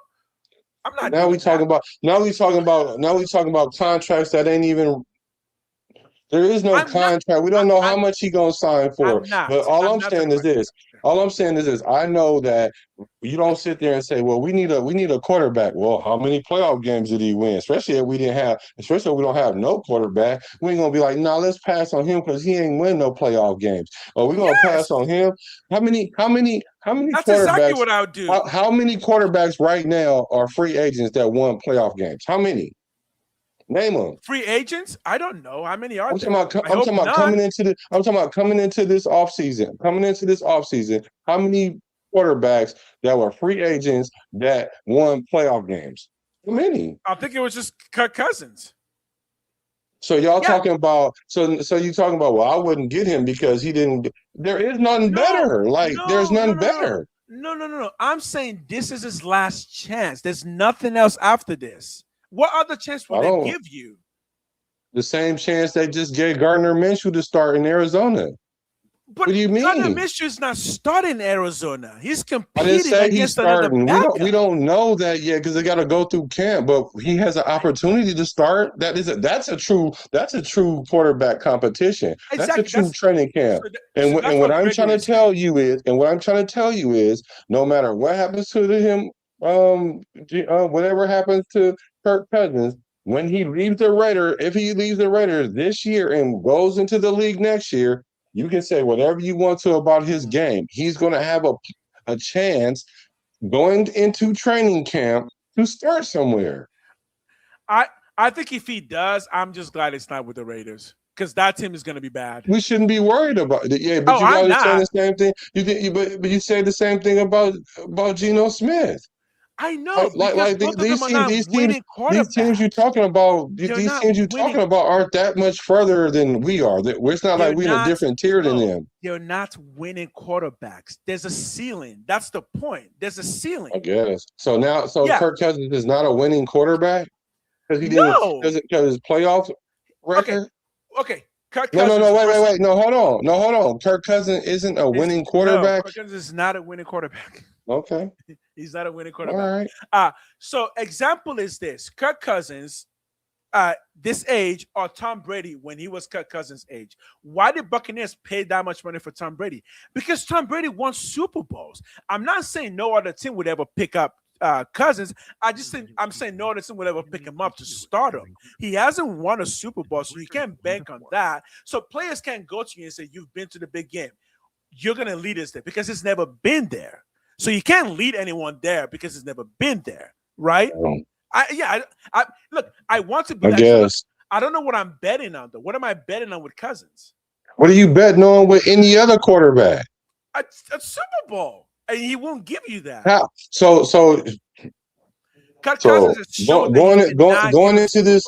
So let's just take Kirk Cousins off the roster, since you wouldn't give him a chance to start. Let's just say, even after Atlanta, looking at whatever. So, who would you pick that quarterback to come in for the Raiders if we didn't have the number 1 pick or anything? Right, we had to go get a quarterback out of free agency. Right. Who would you have gotten? Who would have been the quarterback this year? Yeah, this year. I would have been fine with anyone we didn't already have. Whoa, give me a name. Jacoby Brissett. How many playoff games have he won? Because Jacoby Brissett he's not even a starter. But he's going to get you the same amount of wins as That's why the argument don't make sense. You just wouldn't pick a backup that don't even have a regular season record for real. He's pretty nice though. Don't get me wrong. Because they're not the future of my team. You're just saying if I have to pick anybody, and if it wasn't Cousins, I don't care. Give me Jacoby Brissett. How many playoff games? How many playoff games have you won? I think he's 1-0, but that's my point. He's not going to get us there, and Cousins isn't going to get us there either, right? So we didn't bring in Cousins because we think he's going to get us to the playoffs. Who's thinking that? Right? I don't think that. Do you think he's going to get us to a playoff? I'm not saying that. I never said that. Exactly. That's my point. He's a but backup. I don't understand how that even became an element because you said, look, he didn't win no playoff games, or he got one playoff win, although that's more win than Derek Carr, exactly. But whatever, we're too good for Kirk Cousins now. Well, okay, fine. No. So I'm not saying we're too good. I'm saying I want to be too good for Cousins. I'm not saying we are. I'm saying that we're not too good for Cousins. But by next year, I want to be too good for Cousins. How? How are we going to get there? Because Cousins cannot get you any more than 9 games. And Brissett can? It. That's the ceiling. And Brissett can? Okay, even if Brissett only got you 6, that's my point is they're not the future. It's just to kind of keep the wheel going.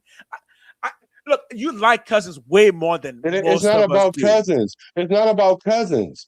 I'm listening to what you're saying. It ain't about what I'm thinking. It's about what you're saying. You're saying, hey, I wouldn't get Cousins because Cousins won't do this. He can't do that. He won't do this. And I said, okay, who would you go get? The same person you pick can't do neither one of them things except for this person haven't even done them on the level as this person. I'm like, well, why would you pick this person? Hold on. I'm like, why would you pick this person over this person? Although this person is more accomplished than the person you picked. And then you say, well, because he hasn't done A, B, and C. And I'm like, well, he ain't did A, B, and C either. And then you'd be like, well, I just like him better. Well, fine, say that. Well, I'm saying if Cousins wasn't an option, I would have gone with Jacoby Brissett. If Cousins wasn't an option, I would have gone with anybody. It doesn't matter.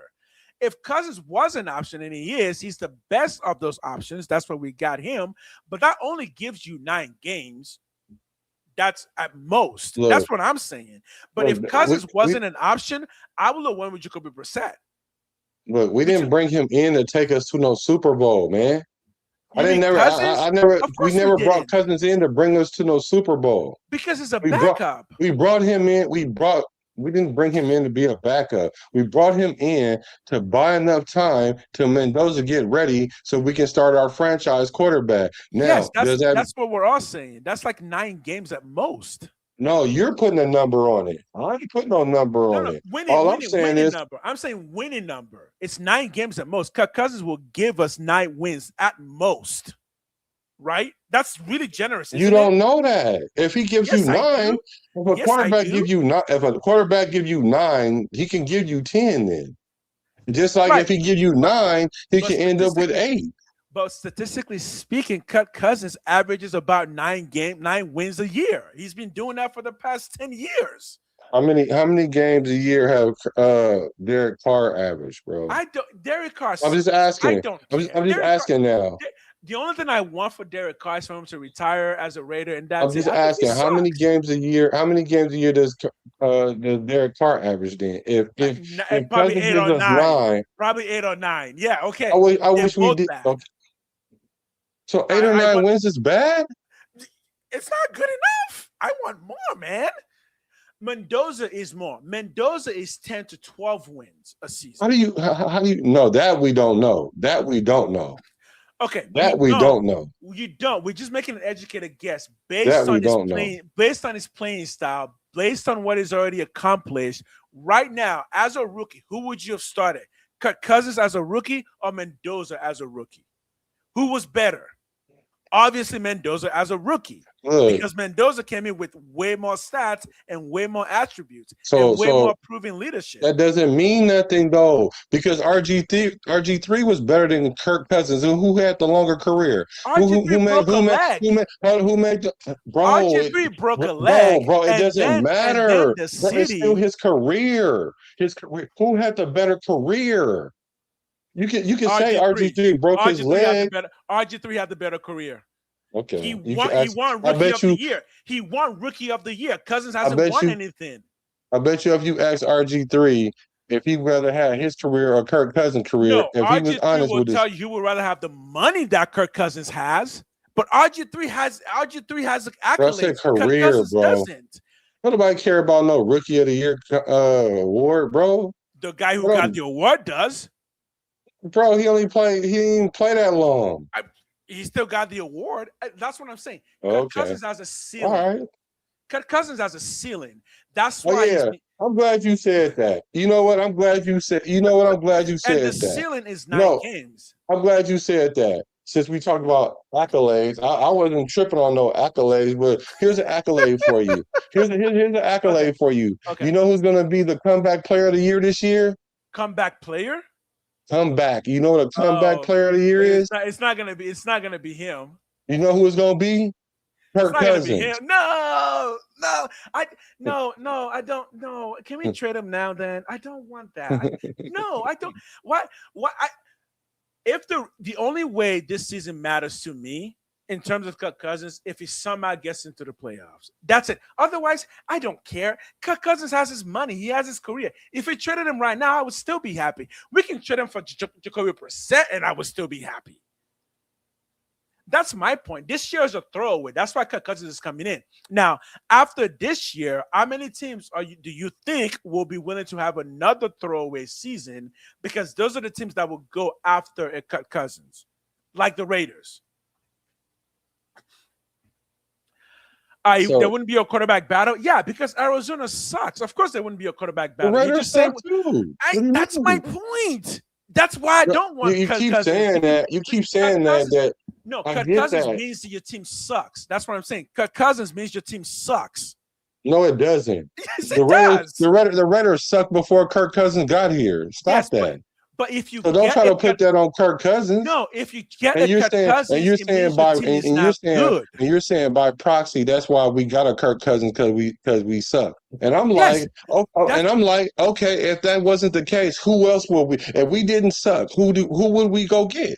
If we were a good team and we needed a quarterback coming into the draft coming into this season, I'm talking about if you was any other team, if we were a middle tier team to a playoff team, you're telling who would you have gone and got? What free agent quarterback would you have gone and got this year if you was a middle tier team up to playoff team? What if you a middle team to a possible playoff team? What quarterback who you gonna get? Who would you get? No, I want you to answer that. This is my question. Okay. My question. Who would I get? Kirk Cousins. Who would I get? I would get nobody. I would draft someone in the second round if I didn't have a first round. Yep, you just set your franchise back now. Because now you went from a middle tier team to now you're going, and then not only that, you're a middle tier team. So that means you would have to go get a quarterback like No. Being a middle tier team means you can't draft a quarterback because you're always drafting in the middle. So, like I was about to say, then you have to go get a quarterback like Ty Simpson. Because he was drafted in the middle. I would take Ty Simpson over Kirk Cousins. Oh yeah, okay. Let's keep going. Kirk Cousins is 38 years old. Let's keep going. You think the man is Superman? Let's keep going. I didn't say that. I didn't go that far. Y'all, that's an extreme. I didn't say that. Okay, but all I'm saying is if I need a bridge quarterback, a competent bridge quarterback, a quarterback that I can rely my franchise on, I'm going to go get Kirk Cousins. I'm not about to go get Ty Simpson. Okay, let me ask you a question then. If your franchise is that bad, is that not the reason why you're having to get a Kirk Cousins in the first place? I'm not getting Ty Simpson. So you're not going to get a future quarterback because you're going to keep counting a 38-year-old quarterback. Bro, if I had a chance between Kirk Cousins and Ty Simpson, I'm getting Kirk Cousins, bro. Why? Kirk Cousins will give you 8 games over and Ty over Simpson, and over. you don't even know if he's going to play in the NFL that long. That's why you train him up. You're basically just saying, you can take that risk. So you're basically just saying don't play any rookies at all? I didn't say that. Why are you going so extreme? I didn't say that. Because I'm saying I wouldn't play him. I wouldn't play no middle tier. I wouldn't play no middle tier quarterback. If I'm a middle tier team, you would not play if I'm an 8-win team right now, and I'm trying to make us a 10-win team, I'm not about to go backwards and go get a Ty Simpson. So I'm not going to do that. So you wouldn't play a middle tier rookie quarterback, but you would play a middle tier veteran quarterback. Bro, I wouldn't play no middle tier. Matter of fact, Kirk Cousins is a middle tier veteran quarterback. Let's say Ty Simpson is a middle tier quarterback, right? Okay, in like college. Kirk Cousins. In college. Yeah. No, in college he wasn't. In college he was top 3 quarterback. Statistically, it was top 3 quarterback. Bro, we're talking about skill level. Forget what his draft, whatever is. We talking about skill level. If his skill level. Okay, go ahead. So do you think Ty Simpson's elite quarterback? What? No. Based on his playing in Alabama, he's a middle tier NFL So that's what I'm saying. I wouldn't go get no middle. That's why hold on, bro. This is why I won't go get a middle tier college quarterback. If I'm an 8-win team, I'm not about to go draft no middle tier college quarterback when I have a middle tier veteran quarterback that I know that I can go in there and put him in there and win 10 games. Hold on. And I think that we have more of a chance of winning 10 games with that guy than a middle tier college guy. Yeah, the middle tier college guy has a future with your team. Bro, we talking about 10 wins this year, bro. No, we're talking about dynasty. Bro, I just said you're changing it. I said if I'm trying to take my 8-win team and take them to 10 wins. Now, if I want to take, bro, no, I wouldn't. Not if you're a middle tier team. You're not looking for no franchise quarterback. If you're a middle tier team, you already have a quarterback. What kind of coaches? What kind of coaches draft? Hold on. What kind of? Okay, go ahead. Go ahead. But if I have a middle tier team. And I'm like, well, if I have a middle tier team with 8 wins, and I'm like, okay, we need to go find us a franchise quarterback in college. Just know we're no longer an 8-win team no more. Just know that. Yeah, you're not about to win 10 games in the next 2 years at least. That's if the quarterback is good. Yes, you can. What are you talking about? Drake May did that. Caleb Williams did that. Patrick Mahomes did that. Caleb Williams was great last year. What are you talking about? In 2 years, he became a Pro Bowl quarterback. Is that normal? Yes, that's normal. Drake May did that. That is not normal, man. A quarterback don't come in 2 years later and be a 10-win quarterback. That's not normal. Drake May, Jalen Hurts. That's not normal. Patrick Mahomes, Trevor Lawrence. It is normal if you draft them in the first round. And not only that, those quarterbacks you talking about, when did first round drafted quarterbacks. When did Caleb Williams get drafted? Caleb Williams was drafted 2 years ago. What number did he get drafted? Number 1. Okay, so if you're a middle tier team with 8 wins, how many 8-win teams get the number 1 quarterback in the draft? How many? How many number 8? What? No, you wouldn't get that. Exactly. So when you say, well, this person did it. No, hold on. Don't try. Because you used him as an example, and I'm saying no. I didn't like Cousins as much, if I'm being honest. It's not about liking Cousins. Stop saying that. Okay. If you are an 8-win team, you're not going to be able to get a number 1 pick quarterback. If you are an 8-win team and get a number 1 pick quarterback, yes, you might win 10 games. You might. If I was an 8-win team, I would trade up to get a quarterback. I wouldn't get a Cousins because Cousins gets you from 8 to 10. That's nothing in the NFL. Why would you keep wasting all of your time and resource on a middling quarterback? No team does. The only reason we have Kirk Cousins is because we have Mendoza. That is the only reason. Otherwise, we would not have no reason to get Kirk Cousins. Kirk Cousins is not. So who will we got? It could be anybody. It could be anybody. You saying anybody? Anybody like who? Say a name. Any Jacoby Brissett would have worked equally as good as Kirk Cousins. Just look at the past 2 years. What are we talking about? Are we acting like Kirk Cousins has won anything? It's like he's capable. So why we didn't go get him? He's a 30-year-old human being. So why Jacoby Brissett ain't even a constant starter in this league? He was a career backup. The only reason we got Cousins is because he already ran the Kubiak offense. It's not because he's good. Not the only reason. He already ran the offense. That's not the only. You could go get several quarterbacks that ran the offense. Let me put it this way: when the Raiders season start, I will pay zero attention to Cousins. I do not care what Cousins is doing on the field. I don't care at all. None. Why? Because I bet you'll be forced to. You'll be forced to. Because there's nothing there. We've already seen it. So we might as well start Mendoza now then. If that's the case, based on what you're saying. You just made Doug Peterson's argument because I'm not saying I didn't make his argument. He's capable. I'm saying we're starting Cousins before Mendoza knows the offense. Not because I think Cousins is going to give us a Super Bowl. Not a Super Bowl. No, y'all keep saying Super Bowl. I never said Super Bowl. Not even playoff. I think said Cousins playoffs. will give us no more than why are you saying that? I never said playoffs. I never said Cousins will give us no more than 8 games. Here's the I thing. never said play. Here's the Okay, 8 question. games. Here's the question: which would Raider Nation take? 6 wins from Mendoza or 8 wins from Kirk Cousins? That's the real question.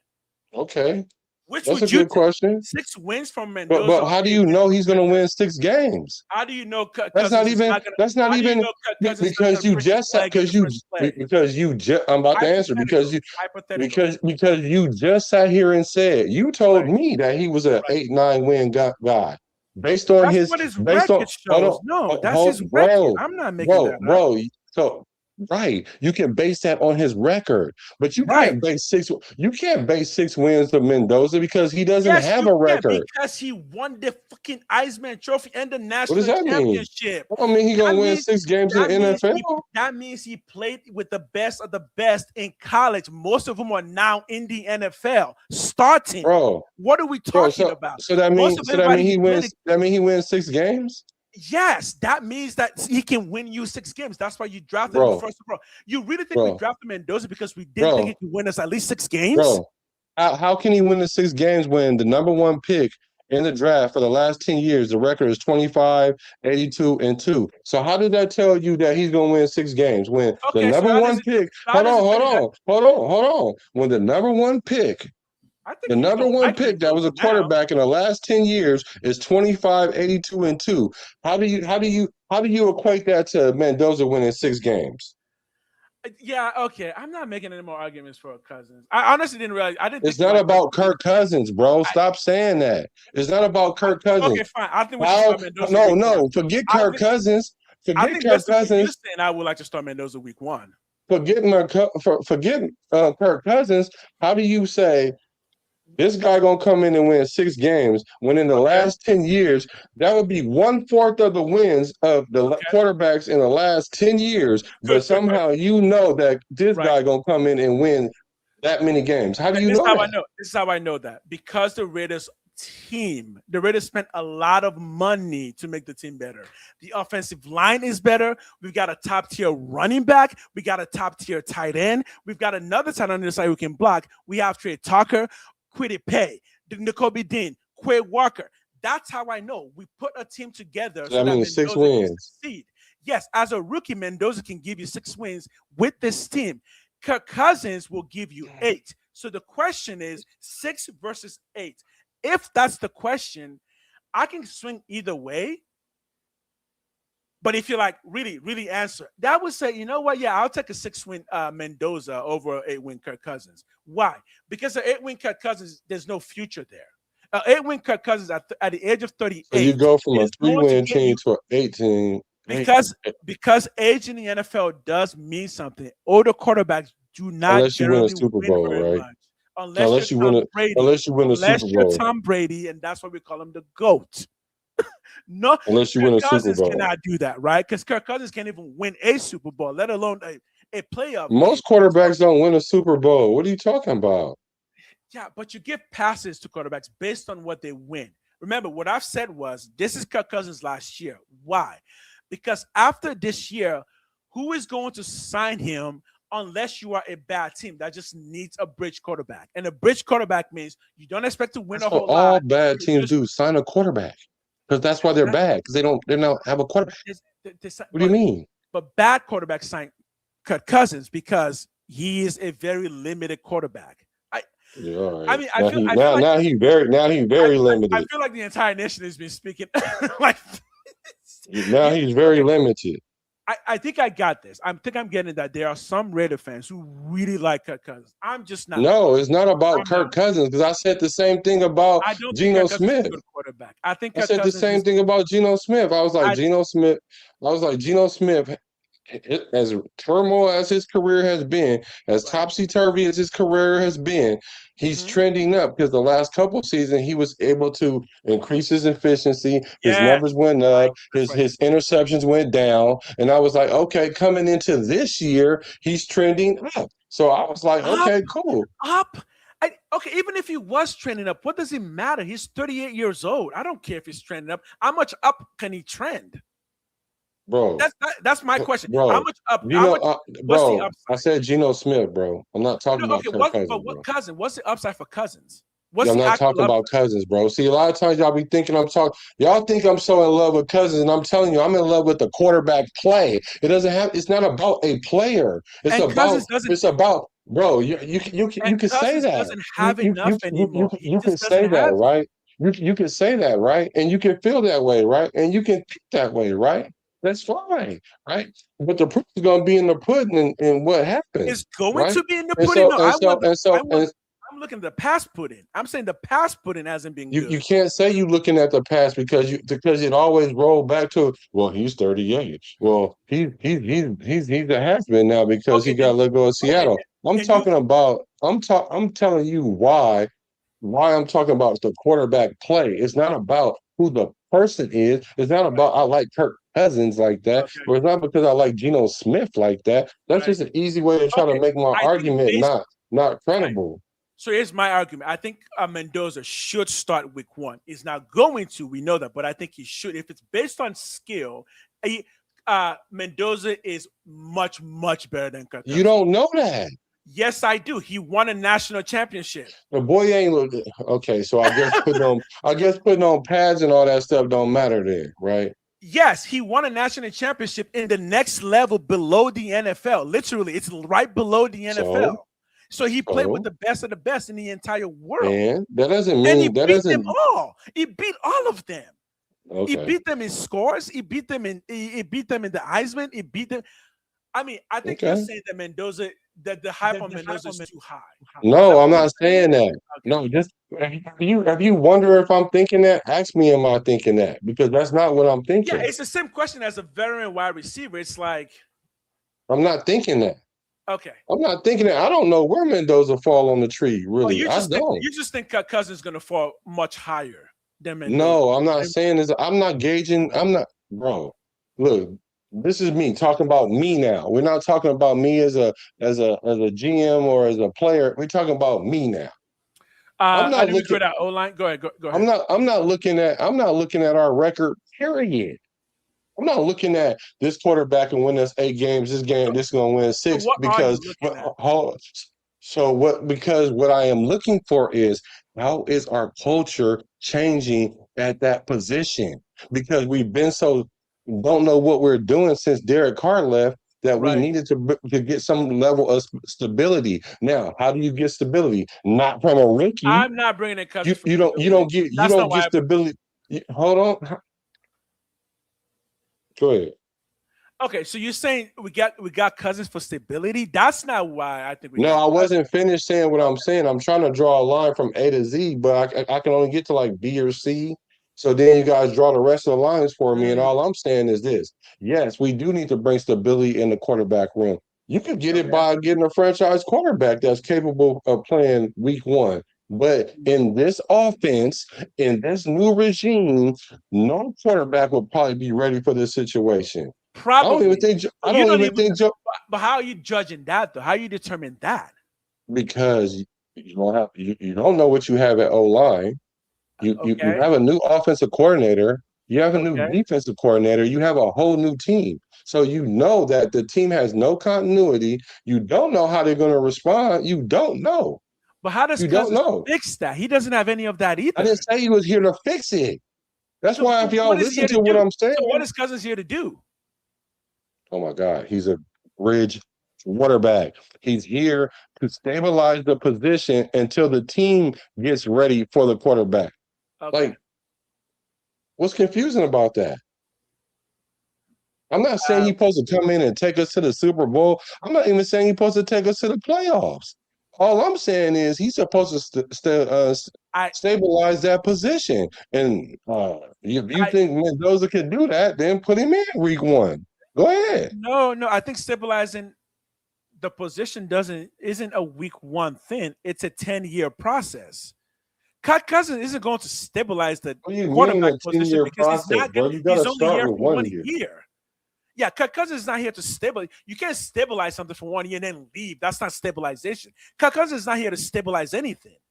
He's literally here as a bridge. Bro, you have to stop the bleeding at some point. You don't sit there and be like, well, it's going to stop bleeding over a 10-year period. It's going to stop bleeding over 10 years.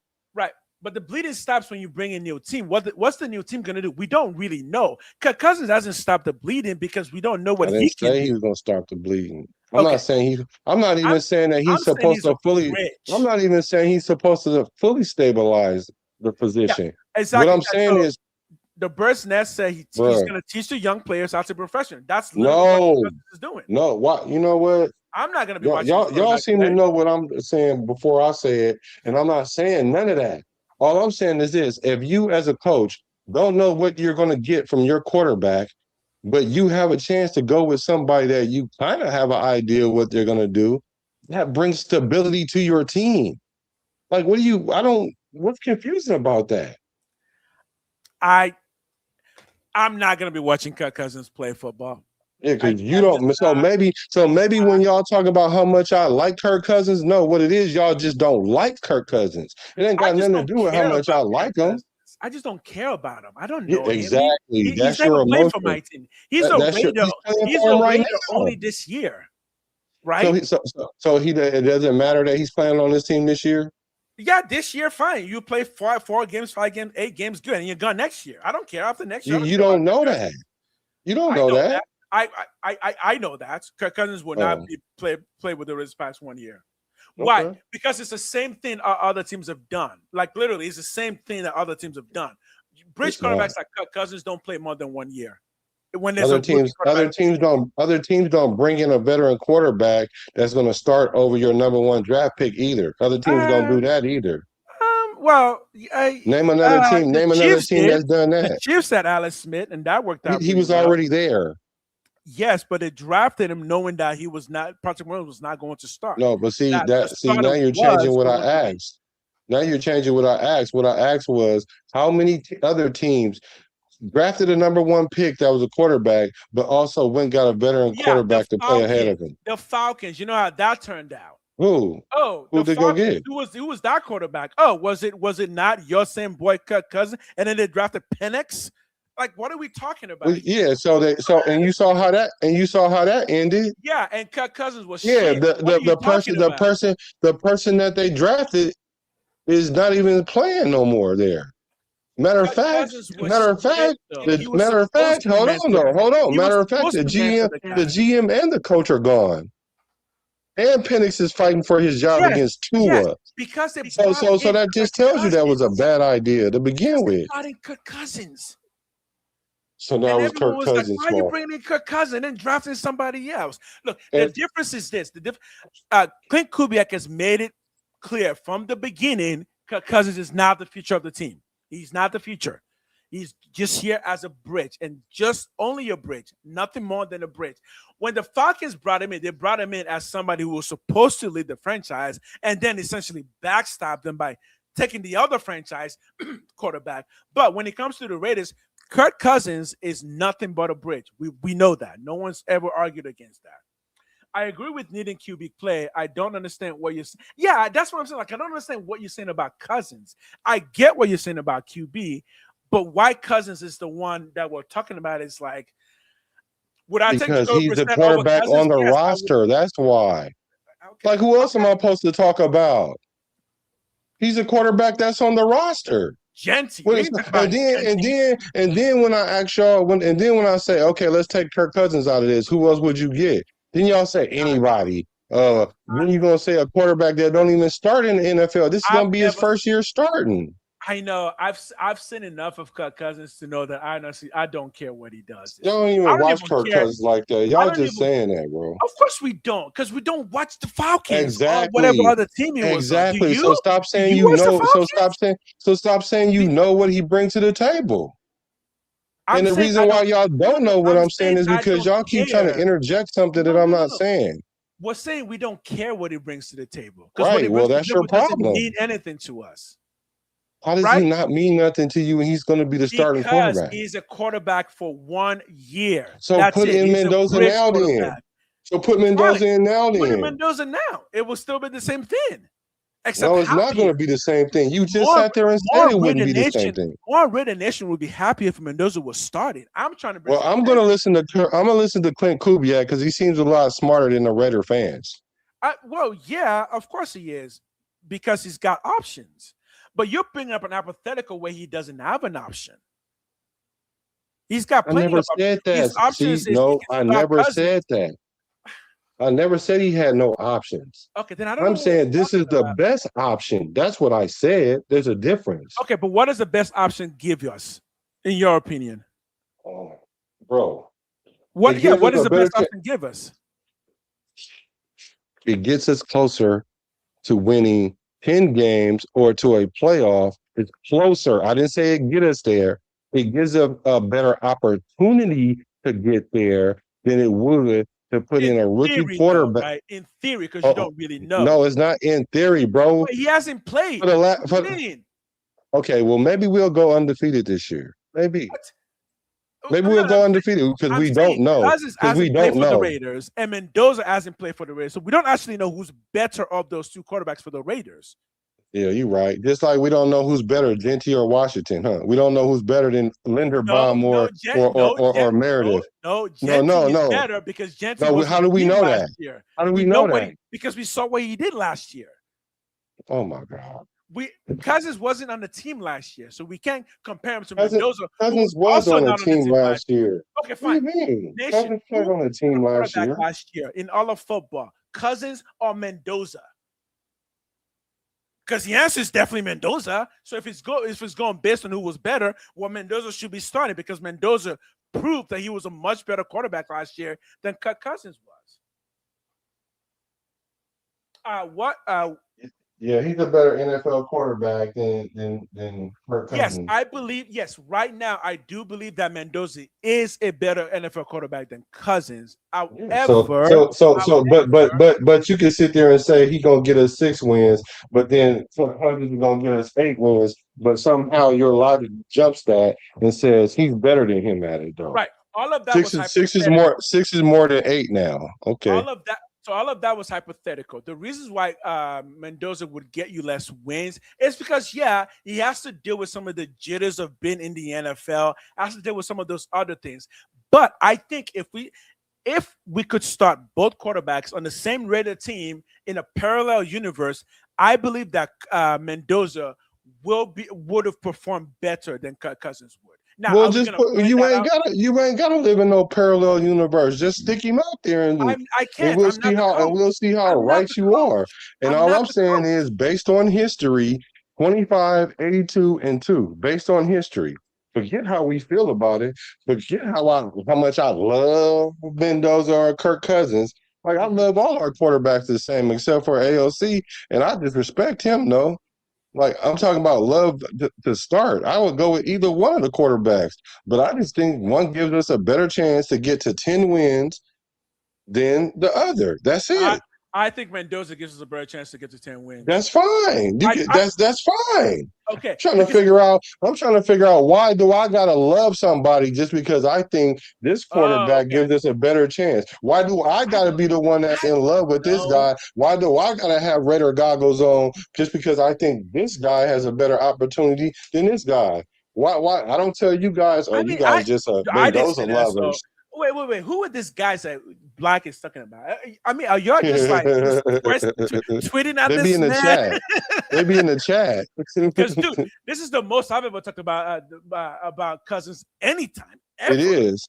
It is. We've been talking about Cousins for an hour. I'm like, I was done with Cousins like 10 years ago. Yeah, it is. And I'm just saying because when you said that, people think that, and I'm like, no, it's not. It don't have nothing to do with Cousins himself. I'm just looking at the quarterback that he is. Just like I looked at Geno Smith as the quarterback that he is, and then once I saw that Chip Kelly was our play caller, I told everybody all bets are off now. All bets are off because Chip Kelly don't even like black quarterbacks. He don't even like black people like that. I think Dennis Dixon would have told you the same thing. In fact. So I already knew it was a sabotage job that was going to go on in that situation. Well, so I'm not going to sit there and say, well, Geno Smith was garbage because I knew he was being sabotaged. I'm going to be like, well, it is what it is. Take it for what it's worth. Yo, I'm not going to sit there and start. Raider coverage. What up, my man? Sorry, someone just came in the chat. No, it's good. What's up with you, man? Hit the like button on the way in. Chewy's Raider coverage. was good with it. And I'm saying it's not about Kirk Cousins. Wait, who's a Raider? Who was talking about as a Raider? Gregory said, "What you're doing is like blasphemy." Oh, I would blaspheme anything. Who? I can blaspheme. Good Raider. He's a Raider, bro. Who's a Raider? You talking about Kirk Cousins? What y'all doing is blasphemous. Sure, I agree. Fine, I blaspheme him. Sure, I agree.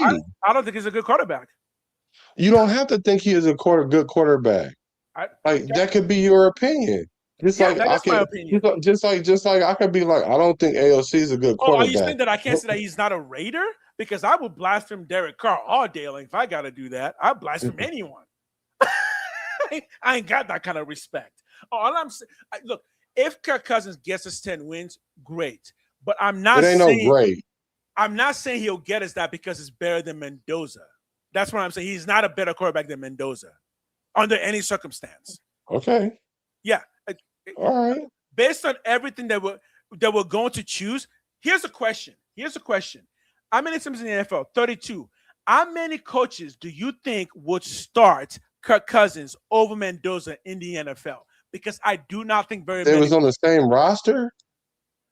Same roster. I don't think very many would. Yeah, but that's speculating that. How many do you think? That's speculation, though, what you just did. You speculating that. Yeah. So I speculate that based on what we've heard about Kirk Cousins, based on what we've heard about the NFL, that most teams would not start Kirk Cousins over Mendoza. But you want to know how I know that ain't even true? Even if I had to speculate how I know that's not true? Right. Because most coaches are going to go with a veteran before they go with a rookie, man. If the veteran is good, I'm saying Kirk Cousins is not good. Why do you think not a good one? So do you think Patrick Mahomes coming into the league was better than Alex Smith coming into the league?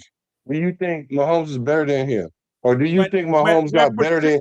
When Mahomes was given the chance, he proved that he was much better than. That's not my question. My question is coming into the league. Yep. Do you think Patrick Mahomes was better than Alex Smith? Yes, he was, because Alex Smith couldn't get it done, and Patrick Mahomes did in the second year. Why are we, bro? I'm asking a very vanilla question. I'm not putting sprinkles and cherries on it. I'm just asking a very vanilla question. The vanilla question is, do you think Patrick Mahomes was better than Alex Smith coming into the league? He was. The answer is yes. Yes. He was. So guess who ended up starting, though? Okay, Alex Smith. Because why? Because the coach decided that they weren't ready to put Patrick Mahomes in the game yet. Because he had a veteran, and he put the veteran ahead of him. Oh, so you just think veterans just start? Oh, you just like Pete Carroll. Bro, I'm not saying that's the only. I'm not saying that's the only reason. Let's not do this, bro. I'm trying to pin you down. Let's not do this, bro. You're skipping, man. I'm trying to pin you down. But you're not gonna pin me down because if a coach has a veteran capable, a competent, he doesn't have to be won a Super Bowl. He ain't gotta have a awesome playoff record. But if he has a veteran that he knows the system to some level, some high level. He's going to go with that guy before he goes with the rookie, no matter how good he is. I think coaches will go based on what they see at camp. Nah. Really? No. Okay. If I was this is why people get deceived about why Minshew started over AOC, why Geno Smith started over AOC. Because Antonio Pierce was a terrible coach. He knew nothing about football. I don't like that, man. I don't like that, man. Look, are you saying that will coaches generally start veterans? Well, yeah, but not first-round pick rookies. First-round pick rookies will generally start over middling veterans. Yes. Yeah. And that's why. And why do you think that he's not doing it now? Because it can either be one or two things. It can either be because Mendoza's not good enough, or it's because Kirk Cousins is better than him. Those can be the only two reasons. I think it's because Mendoza won the Heisman and the national championship, and because of that, he's so busy doing so many other shit. He can't even focus on football till training camp starts. That's why. That's the reason. Yeah. The reason why he ain't starting is because his schedule was too busy. You will not convince that Kirk Cousins is good. Not even. No. Forget Kirk Cousins. No, forget Kirk Cousins. What you're telling me is the reason why Mendoza isn't starting because his schedule was too busy in the offseason. No, the real reason why is because Mendoza is quote unquote an unknown, like somebody just said in chat in the NFL. That's the real reason why. But that being an unknown doesn't mean he's not better than Kirk Cousins. It just means that he's unknown until we know. So are you saying, well, why does the coach not know? Because the coach hasn't even seen him yet. The coach doesn't even know this. That applies to every rookie that come in. You know that, right? It doesn't. You do know that, right? That applies to every rookie. You don't know until you know, right? That applies to every rookie. Yeah, guess what? Quarterbacks, you don't know till you know. Are you saying that he knows Kirk Cousins? Sure, he knows Kirk Cousins. He doesn't know Kirk Cousins with Ashton Genty or the old line. Are you telling me that because he knows Kirk Cousins, he just thinks? Well, we don't know Kirk Cousins is playing in this building. Like we don't know how he's going to play in that building. We don't know how Kirk Cousins is going to play wearing silver and black. We don't know how Kirk Cousins is going to play with this offensive coordinator. We don't know how Kirk Cousins is going to play with this wide receiver coach. We don't know. No, we don't know if we're going to even be alive when the season starts. Like, if we're going to do all that. But do you know how Cousins is going to play with Kubiak? Because Kubiak has never been a head coach. You can make an educated guess. Which is what I've been trying to do, and you've been shutting it all down. I ain't been shutting it down. I've just been asking you the logic behind it. The only thing you're saying is Kirk Cousins is continuity. That's the only thing you're saying, because Kirk Cousins played with the coach when he was an assistant coach. That means that Kirk Cousins will for sure be better than Mendoza. No. I'm just using your own. I'm not even using my argument. I'm using your argument. Okay, you told me that Kirk Cousins can get us 8 wins. How did you come to that? How did you come to that? Based on what he's done in the past few years. He's only played no more than 9 games in the past few years, right? No, don't say few years. Few years. More than last 2. year, what did he get? Few is more than 2, right? Okay, last year he played 8 games. Right. The year before that, how many games? Because he got injured. Okay.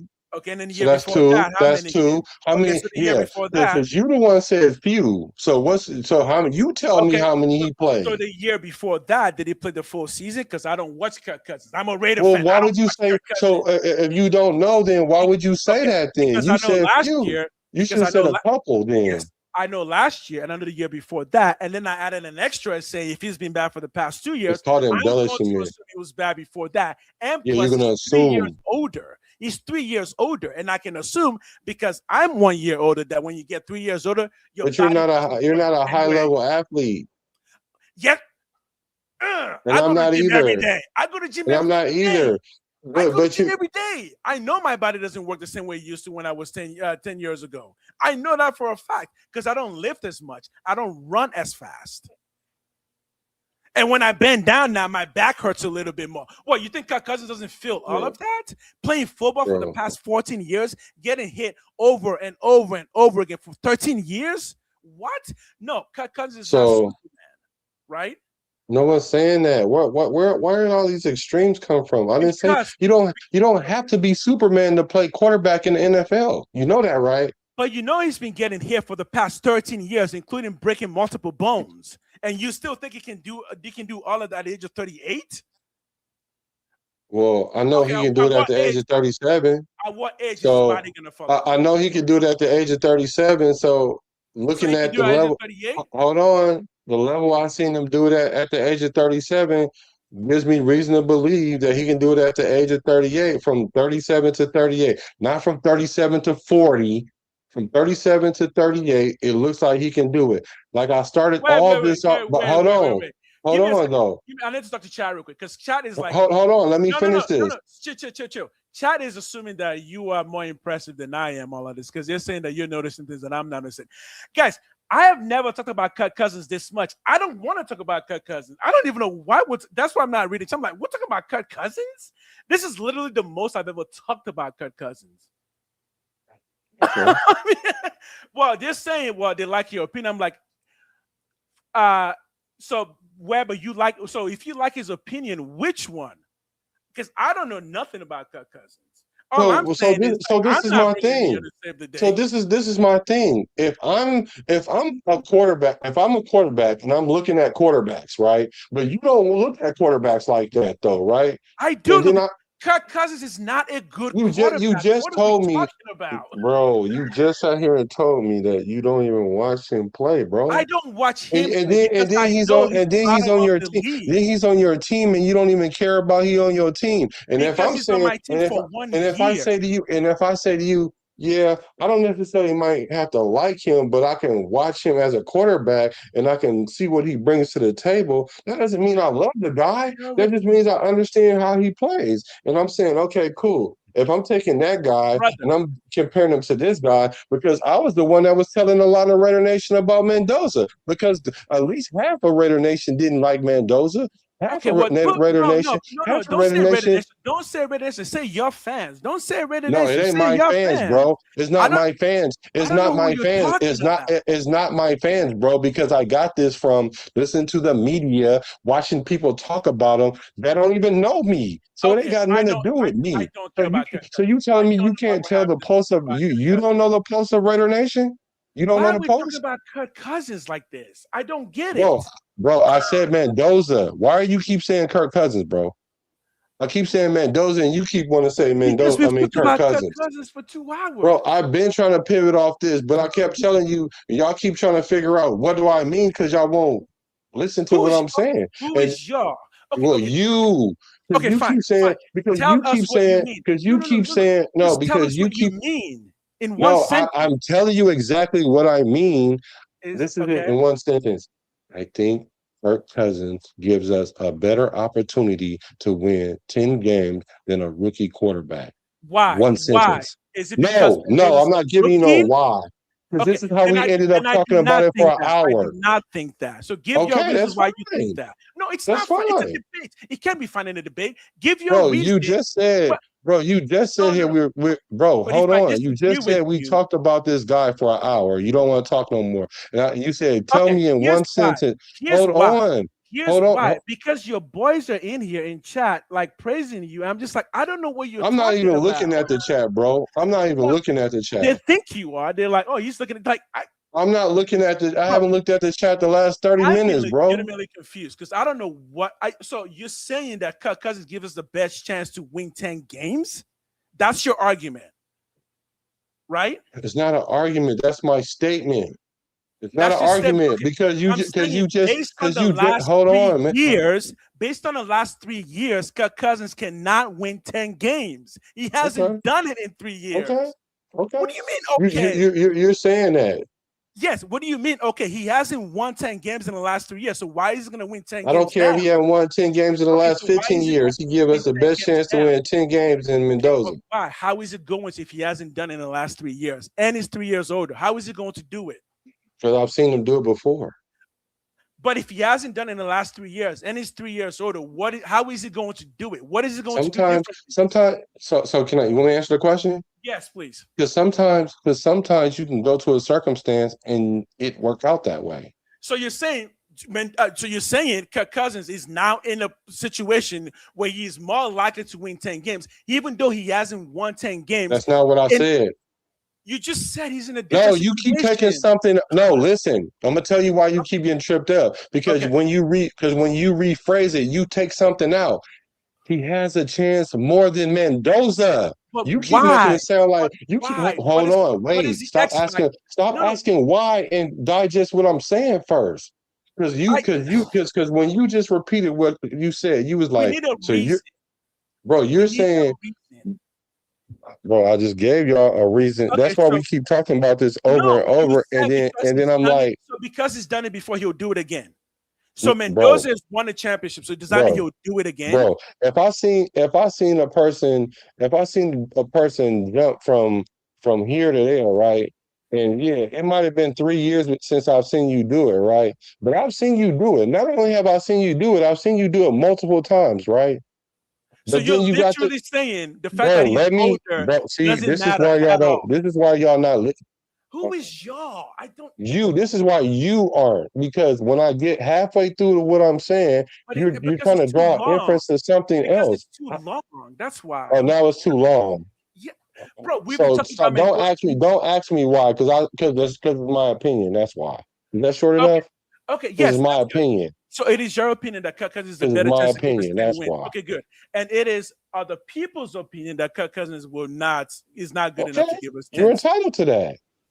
Yeah, I don't argue that. Your opinion. I'm not the one arguing it. I'm not arguing your opinion. I don't have an opinion. I didn't have an opinion on this. No, you do have an opinion. Your opinion is that Mendoza isn't a better. You think Mendoza is a better quarterback? Yes, that's your opinion. Yeah, and I'm not even arguing that. But that doesn't never argue that. That doesn't factor into who starts. I'm not saying Mendoza should start because it's better. I know the Mendoza will not start but it's not because it's not better. Because he was busy this weekend. I mean, he was busy this offseason. He was busy this offseason. No, I'm just saying that's the reason you gave. Yes, that's part of the reason. That's part of the reason. And I never argued it. I never even argued that. I never argued anything you said about your opinion. It's you arguing my opinion. Which opinion of yours am I arguing? That I believe that Kirk Cousins give us the better chance to win more games. It ain't even gotta be 10 games. He give us the better chance to win more games than Mendoza does. It's just that simple. Do you want us to argue that with you? Or do you just want to hold that point? And, okay, then why are we arguing with you then? We don't want to argue that you with keep asking me questions. Because we all thought you wanted to make it a conversation. It turns out you don't. You just want us to know that. No, it's not even about that. We were talking about it earlier, and then you were like, "How did you come to that opinion?" And I'm like, "This is how." And you're still confused, which is fine. No, I'm not. I'm not confused. Now I get it. You think Kirk Cousins give us the best chance to win 10 games over Mendoza? No, let's take out the 10 games. Hold on. You're right. But let's even let's even edit that. Let's take the 10 games out. Hold on. Let's take the 10 games out. I think he gives us a better chance to win more games. It ain't even got to be 10 games, more games than Mendoza does. It's that simple. This is your point, right? This is your point. Cousins gives us a better chance to win more games. But that's an opinion. So you don't want us to argue. Okay. No, you can argue it. You can. I got reasons to believe it. I told you why. I said this was the reason why. 25, 82, and 2. If you think that this guy's going to come in and win 10 games when in the last year or 8 games or 7 games, if you think that's your opinion, that's fine. And what I'm saying, based on your opinion, that means he could win a quarter of the games that the last 10 years of quarterbacks that they've been in similar situations could not do. Okay, that's the line. You're saying because he's a rookie. Statistically speaking, rookies don't win that many games. So you don't believe that. So you don't believe he could be an outlier at all. So he could be. No chance. Okay, then how is it that he could be an outlier, but yet Kirk Cousins, who hasn't won 10 games, who hasn't won enough games in the past 3 years, all of a sudden he's going to miraculously just figure it out, even though isn't that what an outlier is? Isn't that what an outlier is? Because so then why is Mendoza not your outlier? Bro. If you love Mendoza, why is he not your outlier? Because I'm praising Mendoza as an outlier. Because I'm going off because I've seen Kirk Cousins do what we're talking about. I haven't seen Mendoza do it. Exactly. I saw Kirk Cousins I saw Kirk Cousins. We all saw Kirk Cousins for 50 years. Let me ask you a question. Can I ask you a question?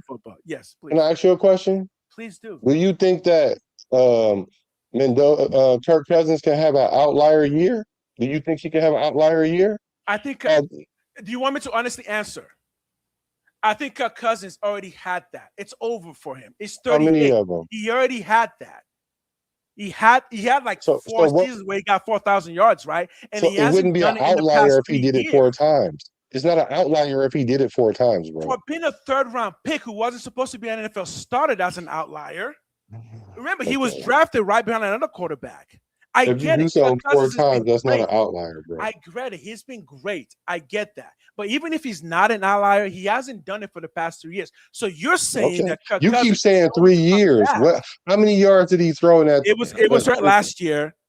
It was there 2 years ago. So he hasn't done it for 3 years. By the time the season starts, he hasn't done it. What you're saying, Now you want to 3 count the years. season that ain't even went by yet. He hasn't done it for 3 years, though. So what makes you think he'll do it again?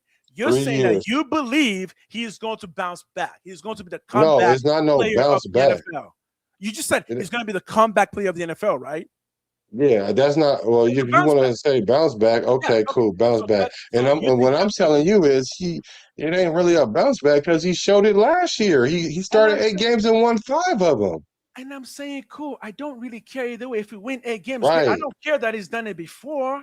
That's what I'm. No, we talking about last here's year. my I ain't talking about I before. know, but I'm trying to figure out, and I think other people are trying to figure out why you're defending Kirk Cousins so much from last year. Because you I don't know why you guys not understanding what's being Because said. none of us know what he's because gonna you're do, saying right? because you're asking me how do I come to the conclusion? Okay, this is how I come to the conclusion. I've seen this But guy you do can't it dismiss before. our conclusion. You can't dismiss our conclusion. Yeah, I didn't you've seen him dismiss do it. it You before. asked me about my conclusion. I'm not asking you about your Every time conclusion. I say he I'm hasn't not done it in defending your. I'm not even debating your conclusion. What is my conclusion? Your conclusion is that Mendoza is a better quarterback than Kirk Cousins. Kirk Cousins is too old. He hasn't done it in multiple seasons, and you don't see him doing it now. And you don't think that he's going to be able to even get a starting job next year. What have I missed? Yeah, okay, you got all that. So what's negative about all of that? That's I didn't say exactly nothing was negative. I didn't say it was negative or So then why don't you positive. just say so that you think I'm right? I don't know. I don't care. That's your opinion. Okay. You're entitled to it. Doesn't matter to me like that personally. Like it doesn't matter that you're right or wrong because time is going to tell who's right or wrong.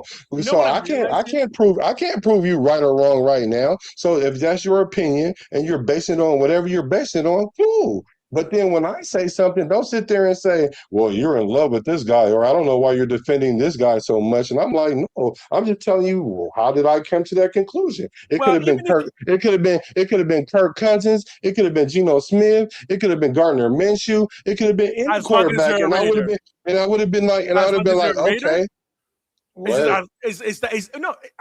Is that what it? As long as they're ready, you're going to root for them.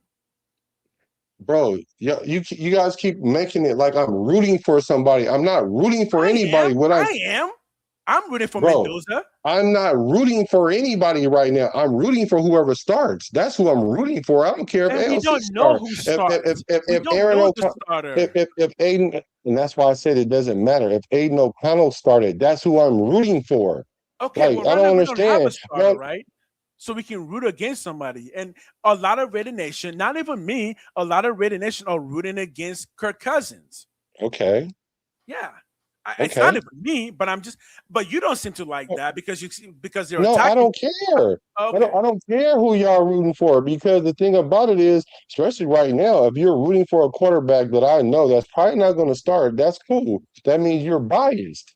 Okay. Me, I'm not rooting for none of them until I see who's going to start. Okay, so you're not biased towards Kirk Cousins either.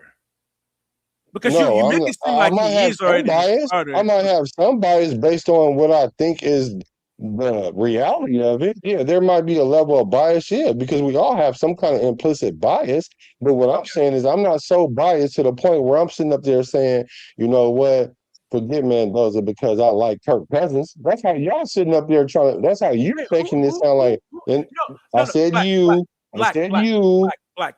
I think you are assuming that we are doing that. But remember, we're not talking about Kirk Cousins. You are talking about Kirk Cousins. I didn't bring it up. You brought it. No, here's what I'm saying. I'm saying, like, when you bring it up. You asked for the video. You asked for the video, right? Which video? I wanted to talk about it, but I was just saying, what I said was the most important thing that everybody's looking at in camp is this competition. And I'm saying it's not really a competition because Kirk Cousins is going to start. And then we went into that. Either, but that's what starts the debate. That's it right there. You just said we don't have a starter, right? So how are you going to say he's going to start? Okay, because we just sat there and said Kubiak said so. Yeah, but they could just be making The that up. They owner could just be says, saying things because training camp hasn't even started yet. yeah, they Do you could be really saying think? things. Okay, do you really think Kubiak right now has already put Kirk Cousins down as the sure starter under any circumstance? No, man. Okay, then good. No, Okay, then we don't know, right? you don't know. Don't speak for I- yourself. I Okay, know. I don't know who to start, but you know. Okay, well that's Yeah, why I got a great Raiders idea. coming after I you got a then. great idea. That's why they're I coming don't after know. you. I don't know. I don't know. Listen to my answer. This is why y'all don't never know nothing. 'Cause that's why you can't hear what I'm saying. Because I'm not saying no. I don't know 100% who's starting. No, I don't. Okay. I don't know 100%. Unequivocally, like? no, I don't know 100%. Who I would you don't like know to- 100%. I don't know 100%. I don't know. Okay, so what's the percentage of that we do know? So do you know what a bell curve is? Yeah. You know what? Hold Statements on. like Let that me. is what Can I people answer get- the that's why question? people- So now I got to answer the question in one Statements word. like that is why So let people me come after let me you. answer the question in one word now, since I can't. Look, when you say things like, So- "Do you so know what a what's the- bell what- curve is?" That's so why. what's People, that's why so people what's the come after percentage? you. What's the percentage? 68.2%. Okay, 68 points. There's a 68. I mean, you can probably go look it up in Vegas betting. There is a percentage. There is. Okay. I mean, okay. But you think it's pretty high percentage that Kirk Cousins will start. But maybe the emotion is what people are confusing here. Because again, I don't have a stake in this. I don't even know Kirk But you Cousins' middle do. name. No, I don't. I really don't. Till today, I literally thought Kirk Cousins was going to go So in how there.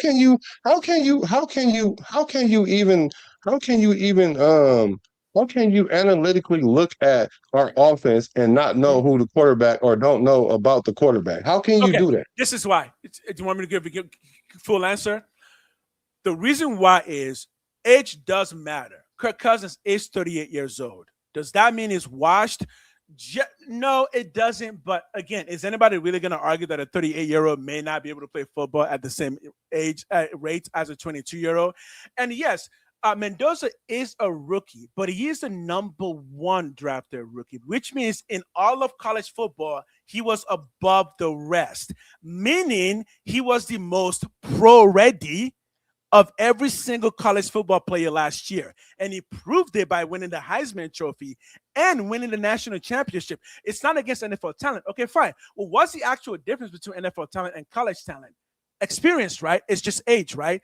Is it possible that a #1 drafted Heisman Trophy winning, college football trophy winning has more football knowledge than veterans?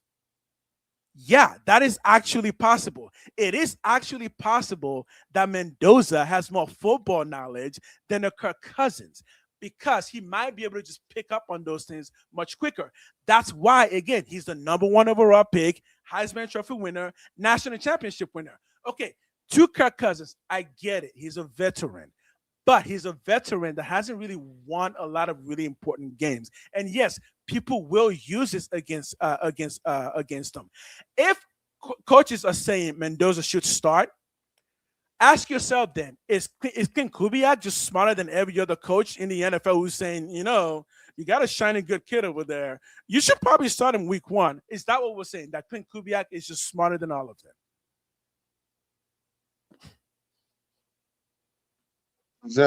Who's saying? You said.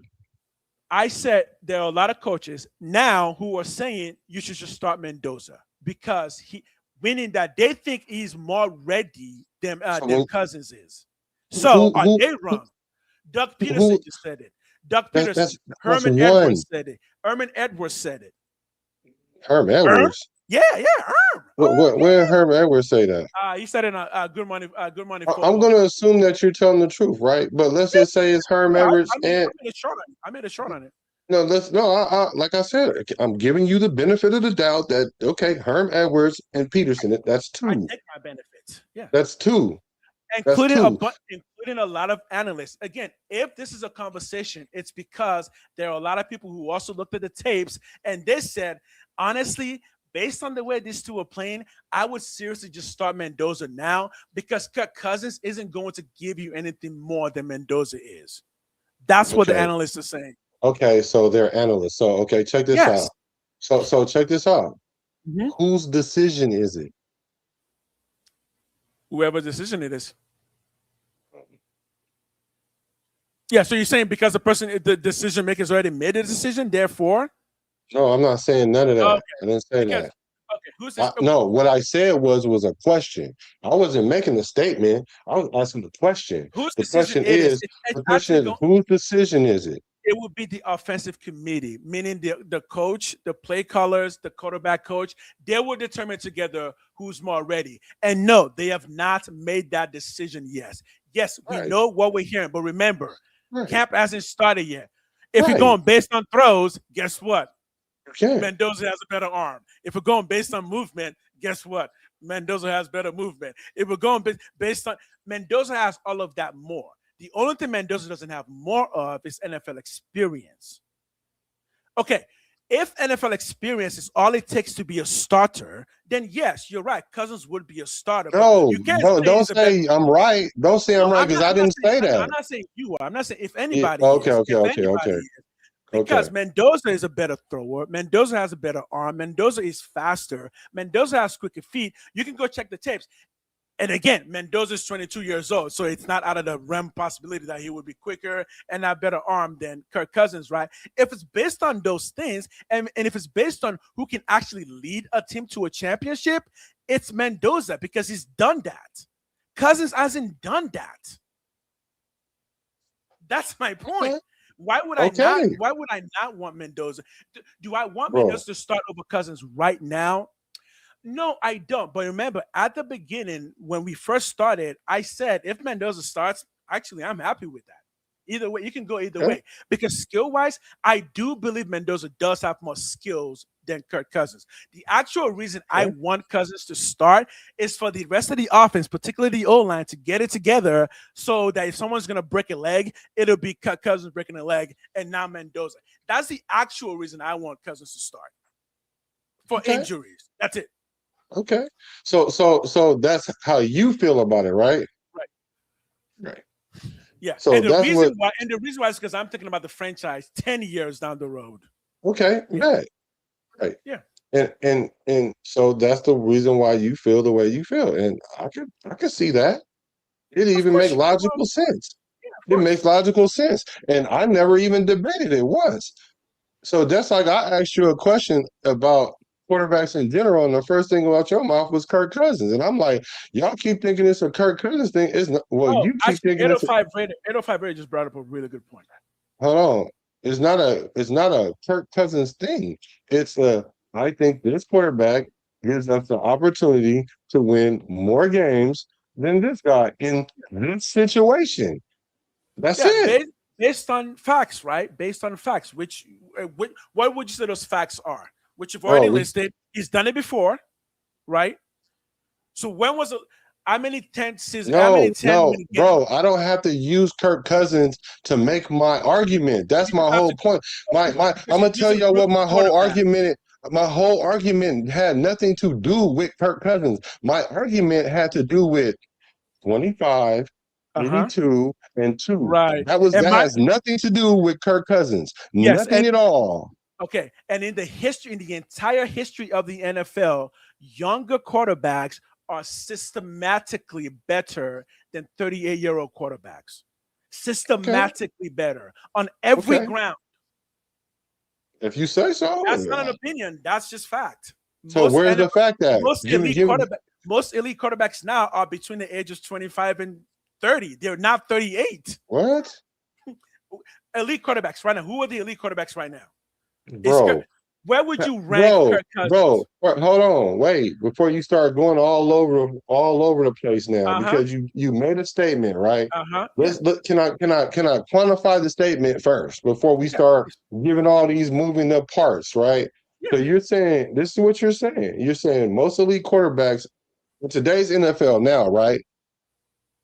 Is that, or are we talking about the history? Because what you said was the history. Because if we're going to talk about the Yes, history of the in the game, entire history of the NFL, younger quarterbacks are definitely better than older quarterbacks. I don't agree with that. But since you said you got, hold on. Let's I'm look at the just telling Super you. Bowl. Hold Who on. wins more Super Bowls, young quarterbacks or older quarterbacks? Well, I could just look at Tom Brady winning the Super He Bowl. won most of them as a Hold on. young Let me quarterback. hold on, bro. Why do you? Okay, go ahead. Tom Go Brady ahead. won most of his Super Bowls as a younger Can quarterback. I make my statement? Can I make my statement though? Okay. He won a Super Bowl at 38, 41.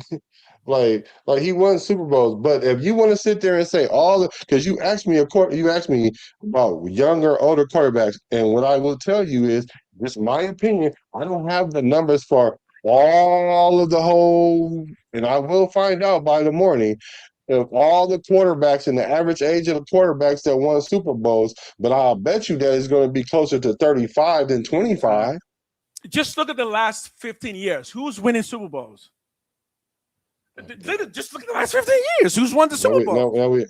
Patrick Mahomes, Jalen Hurts. Okay. Who is the oldest quarterback to ever win a Super Bowl past the age of 35? How many quarterbacks have won a Super Bowl? Because this is about Super Bowl, right? The greatest quarterback of all time. It's not about competency right now. It's about Super Bowl, right? Okay, fine. Who is more likely to give the Raiders a Super Bowl? Kirk Cousins at his age, or Fernando Mendoza? Bro. I'm not in that. I'm not in that. That's not an opinion. It's a question. It's a question. So you don't want to answer. Raider Nation. No, I can answer it. I can answer it. Yeah. Who do you think? I can answer it. I can answer it. But the thing about it is, you in this conversation, and not just, and when I say y'all, I don't mean just you. I'm talking about people out there in YouTube that like to question me the same thing, the same way, or they like to run to their platform and try to talk about me, but not name me, but they have me in mind when they're saying what they say. You know what I'm saying? And they're saying that, and they're watching this, and I'm talking about you and them. And what I'm saying is, no, it's not a matter of me thinking that this guy is this, and this guy is that. I'm looking at two quarterbacks. And if I was in this situation, what would I do? Because had Kirk, let's just say it wasn't Kirk Cousins in this situation, and it was some other quarterback. Matter of fact, let's just take, like I said earlier, let's take Kirk Cousins out of this, and it was AOC, and it was Kirk Cousins, and the third and the undrafted quarterback that we got. You know who I would say start? Who you think I would say start? Cousins? No. All right, here's my question again. If we take Kirk Cousins out of the equation, and the three quarterbacks that we have is Carter, Mendoza, AOC, and Fernando, who do you think I would say start? You would say Fernando starts, because obviously you would. So obviously, we know why you're saying Kirk Cousins should start. We know that, but it's our opinion that we don't agree with you, because he's done it before. Because he's done it before, and we're saying but you don't agree with me, right? No, but you don't agree with me, right? So hold on, wait, stop. Stop. Now. No, stop. So once I said that, you said, but we don't agree with you, right? That's fine. But y'all ain't got to try to argue my point to make sense to you. No, we don't, though. Dude, how many people actually argue Cousins with you? Because it ain't me, because this is the first time I've done it. No, I'm talking about tonight. I'm talking about tonight. You arguing me down about, and I'm like, okay, I'm just giving you my opinion. No. I'm not even doing that. Like, if you really think that, like, yeah, that's fine. We'll find out. It's not like I'm like, oh, you will never do it. I don't care. If he does it, great. Do I think you'll win 10 games? No, I don't think you'll win 10 games. No, I didn't say nothing about 10 games. Okay, I never thought he was going to win 10 games. So how many games do you think will win with Cousins? Anybody in this nation, you can say it. How many games with Cousins? The floor is 6, and the ceiling is 8. But if I had to pick a number, my number is 7. I've been consistent with that. That's what everyone said. We've all said that. Yeah, we've all said that. I'm saying I'm only okay with that because of last year. If last year didn't happen, if last year was like 6 wins, I would not be okay with the Kirk Cousins starting. But last year was so bad that, you know what? I don't really care who starts as long as they're better than what we had last year. We don't really know that till the season starts. So ultimately, and I've always said this, I don't really know who's going to start. I know what the coaches have said, but no, I don't really think the coach means that in the sense that if Mendoza performs better, no, he's a rookie. There's no way we can start him. I don't think that's the case either. I just think they're saying, just based on experience, before we even get to camp, Cousins is the presumptive starter, right? Because he's been the starter in the NFL for a long time. That doesn't mean he's going to start this year, although it does most likely mean that he's going to start this year. But if he starts this year, it's not because he's better than Mendoza. And I mean that. It's not because it's better than Mendoza. It's because the team isn't quite ready yet for Mendoza. Because So why you're, you go? because So you're here's my assuming that question. if Cousins starts, it's because Mendoza isn't ready. No, if Cousins starts, it No, could be because you're the assuming team that's what is I'm not assuming. ready. No, that's what you're assuming that I'm assuming. If that's not what you're assuming, then tell us what you're assuming. That's not what I'm assuming. Okay, But then here's what my are you question. assuming? I will. I'm not assuming anything. I told you what I was thinking. There's nothing to figure out. But this is my question to you about what you just said. Right? If that was the case, why did they even bring him in to begin with when we already had a quarterback to do that with? You mean with Cousins? Why did they bring in Cousins when we already had Mendoza? No, when we had AOC to do that with already. Why did they bring? Because AOC. What? No, they brought in Cousins because AOC wasn't a good quarterback. No, wait We've a seen minute. that already. Wait a minute. Time out. Hold on now. Wait a minute. So we brought in Kirk Cousins because AOC wasn't a good enough quarterback to start over Mendoza and give Mendoza time to learn the offense, right? Is that what you're saying? No. Bringing in Kirk Cousins really had to do with we needed a quarterback. Now, did we know we were going to draft Mendoza? Actually, till we drafted Mendoza, we didn't really know because Mendoza could have broken a leg like 2 days before the draft. So we brought in Cousins because we didn't have a quarterback. And Cousins was really cheap. Remember, if Cousins wasn't cheap, we wouldn't have brought him in. It doesn't matter how good he is. We only brought him in because it's like $10 million. So why did you have to do that when you already had a quarterback on the roster, though? Because if you have something good and it's cheap, just add it on. Why not? So I mean, You who's better? already got AOC? a Lamborghini. You already got a Lamborghini. You already got a Ferrari. Just add a BMW. Who cares? You better not add a BMW if you got a Ferrari and a Lamborghini. You better not do that. I know. That was a terrible analogy. Hey, but so is AOC better than? Would you start AOC over Kirk Cousins? Look, the battle is this: is Kirk Cousins going to start? I guess he will, but it's not because it's necessarily better than the quarterbacks. I don't even think it's necessarily better than AOC. I just think that he's going to start because Ken Kubiak is more familiar with him. That's the only reason. I mean, that's it. Because look, does Kubiak actually know that Kirk Cousins is a better quarterback than AOC? Would you say that he knows that? Yes, he knows that that for sure. How does he know that? Because why do you think they have scouts? How does he know that?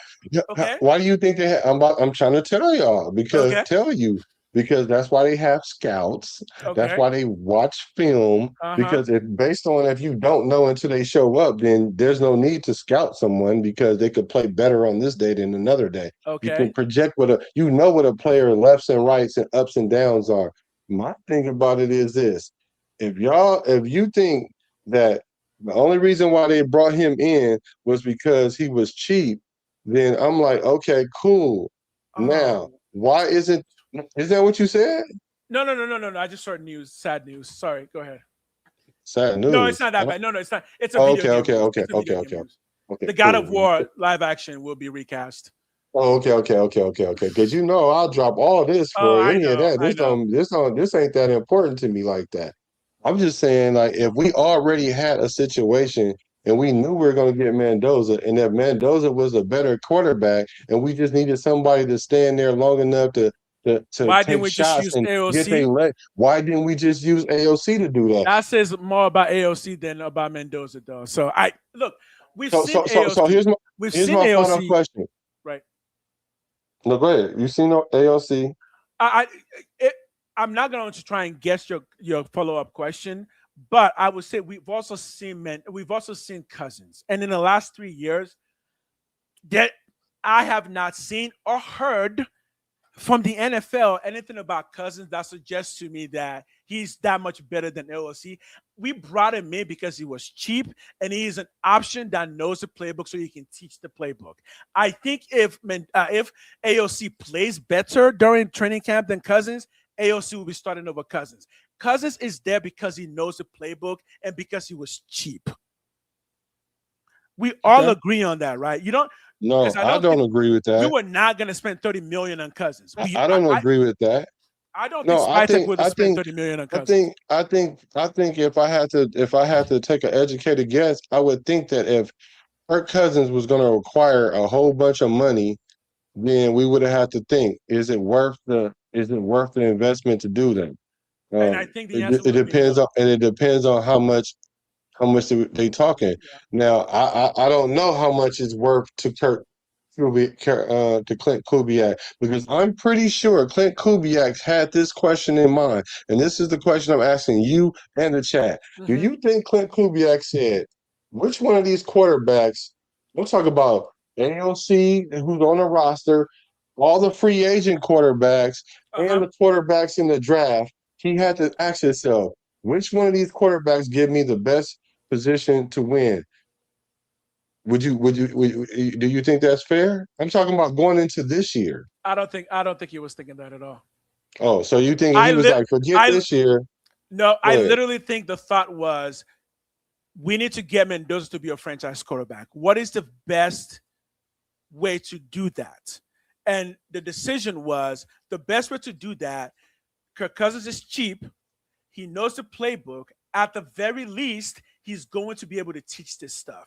Now, he's coming off of injury because remember, when the Falcons got him, Kirk Cousins specifically said he wasn't there to mentor. He hasn't said that this year because I think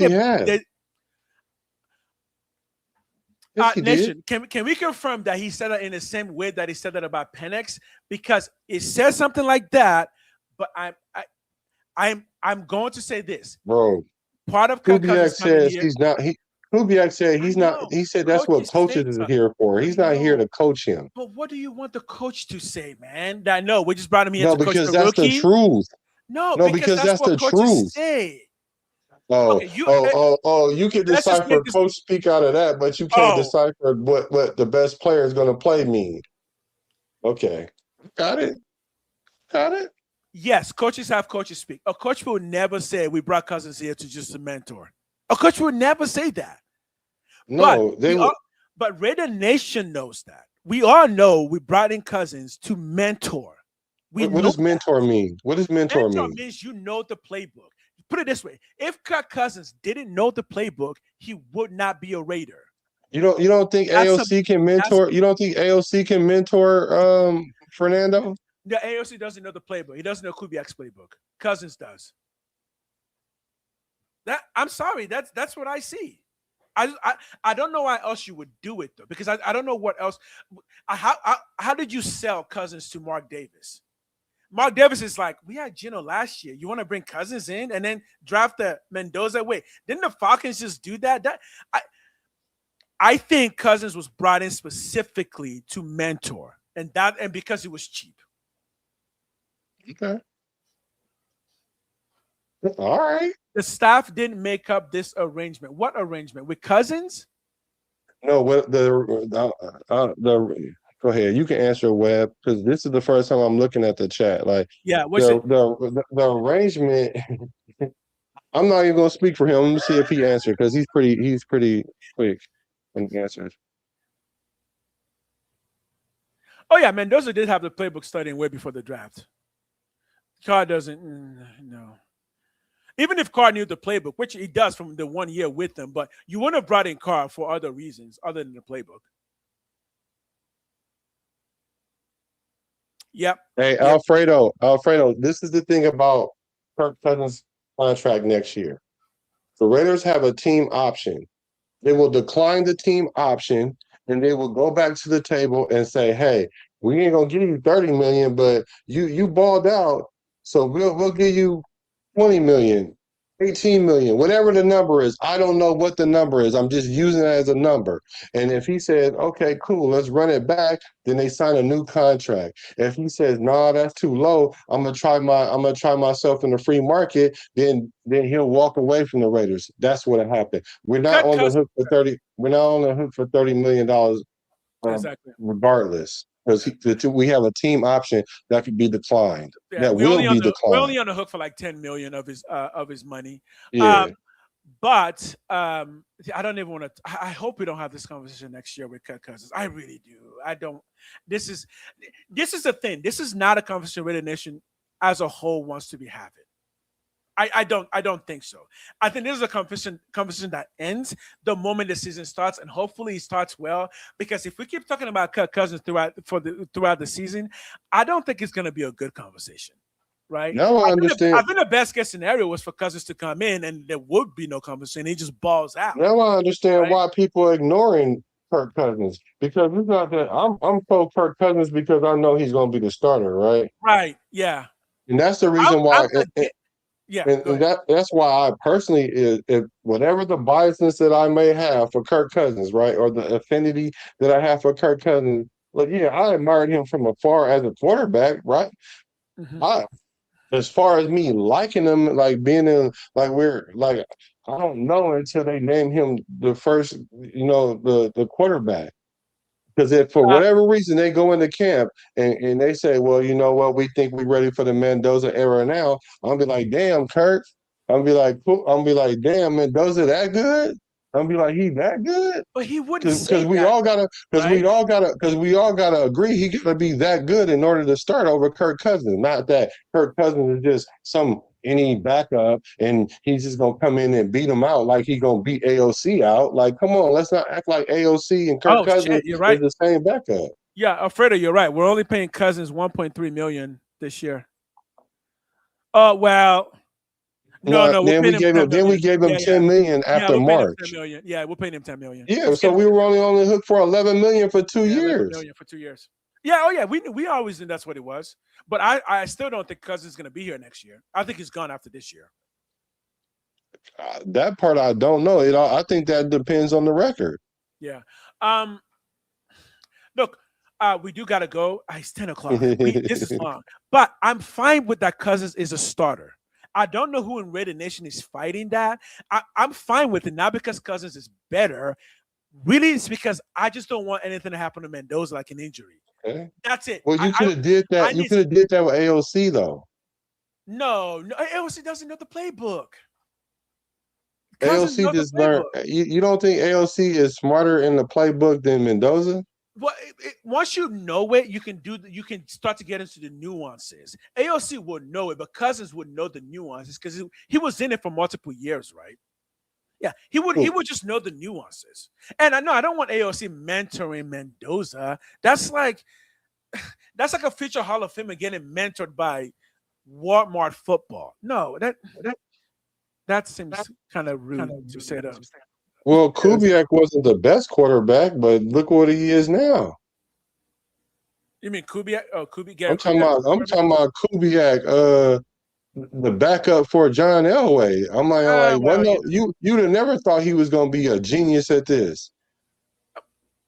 I could have thought that. I mean, usually the best players don't make the best coaches, but I get what you're saying too, though. Yeah, I do get what you're saying. Quarterbacks do tend to come back, especially like backup quarterbacks do tend to come back and make pretty good. Like Kellen Moore is a backup. Yeah, a lot of backup quarterbacks. But Peterson ain't one of them because he played quarterback too. Doug Peterson was a backup, right?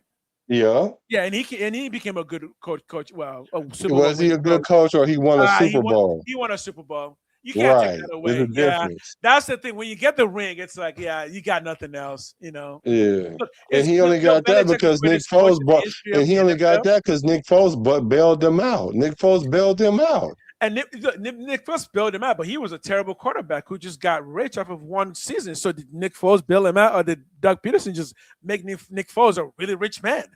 No, maybe both. Yeah, maybe both. Because after that, Nick Foles signed himself a huge contract. Yeah, he did. Yeah, yeah, he did. Yeah, he did.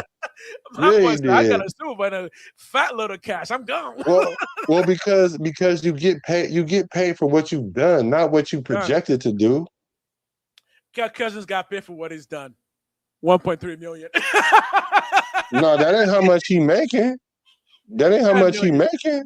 He got paid 10 million for what he's done. I agree. No, He's no, done 10 million. Then you got to go to Atlanta books and see how much they owe him, because I think they owe him like 18 million. Yeah, they're stupid. We're not. That's why their coaches that got fired. No, because the reason why that happened was because they was playing those games with Kirk Cousins. What they were supposed to do is make Kirk Cousins their franchise quarterback, but what they did was they tried to undermine him with Penix, and then Penix didn't pan out, and so now what happened is Kirk Cousins is sticking it to him and not playing for him, and so consequently the GM got fired, the coach got fired, and Penix is fighting for his job against Tua. Yo, we gotta end, man. My wife is saying we gotta keep you guys wanting more. Wifey, he gone, y'all. Hey, we appreciate. Hey, thank y'all for hacking into the show. We definitely gonna talk about defense. We appreciate the love. We gotta continue. We were supposed to talk about defense today. We were supposed to talk about defense. We're gonna talk about defense tomorrow. I promise. I promise we're gonna talk about defense tomorrow. We appreciate the love. We appreciate the loyalty. There's only one nation, and that's the Raider Nation. Because because he's a Raider, you're a Raider, you're a Raider, from the Bay to LA to Las Vegas. Even you in chat, you're a Raider. Yeah, you're a Raider too. Much love, y'all. A Raider, I'm a Raider, from the Bay to LA to Las Vegas. Rest in peace to Al Davis.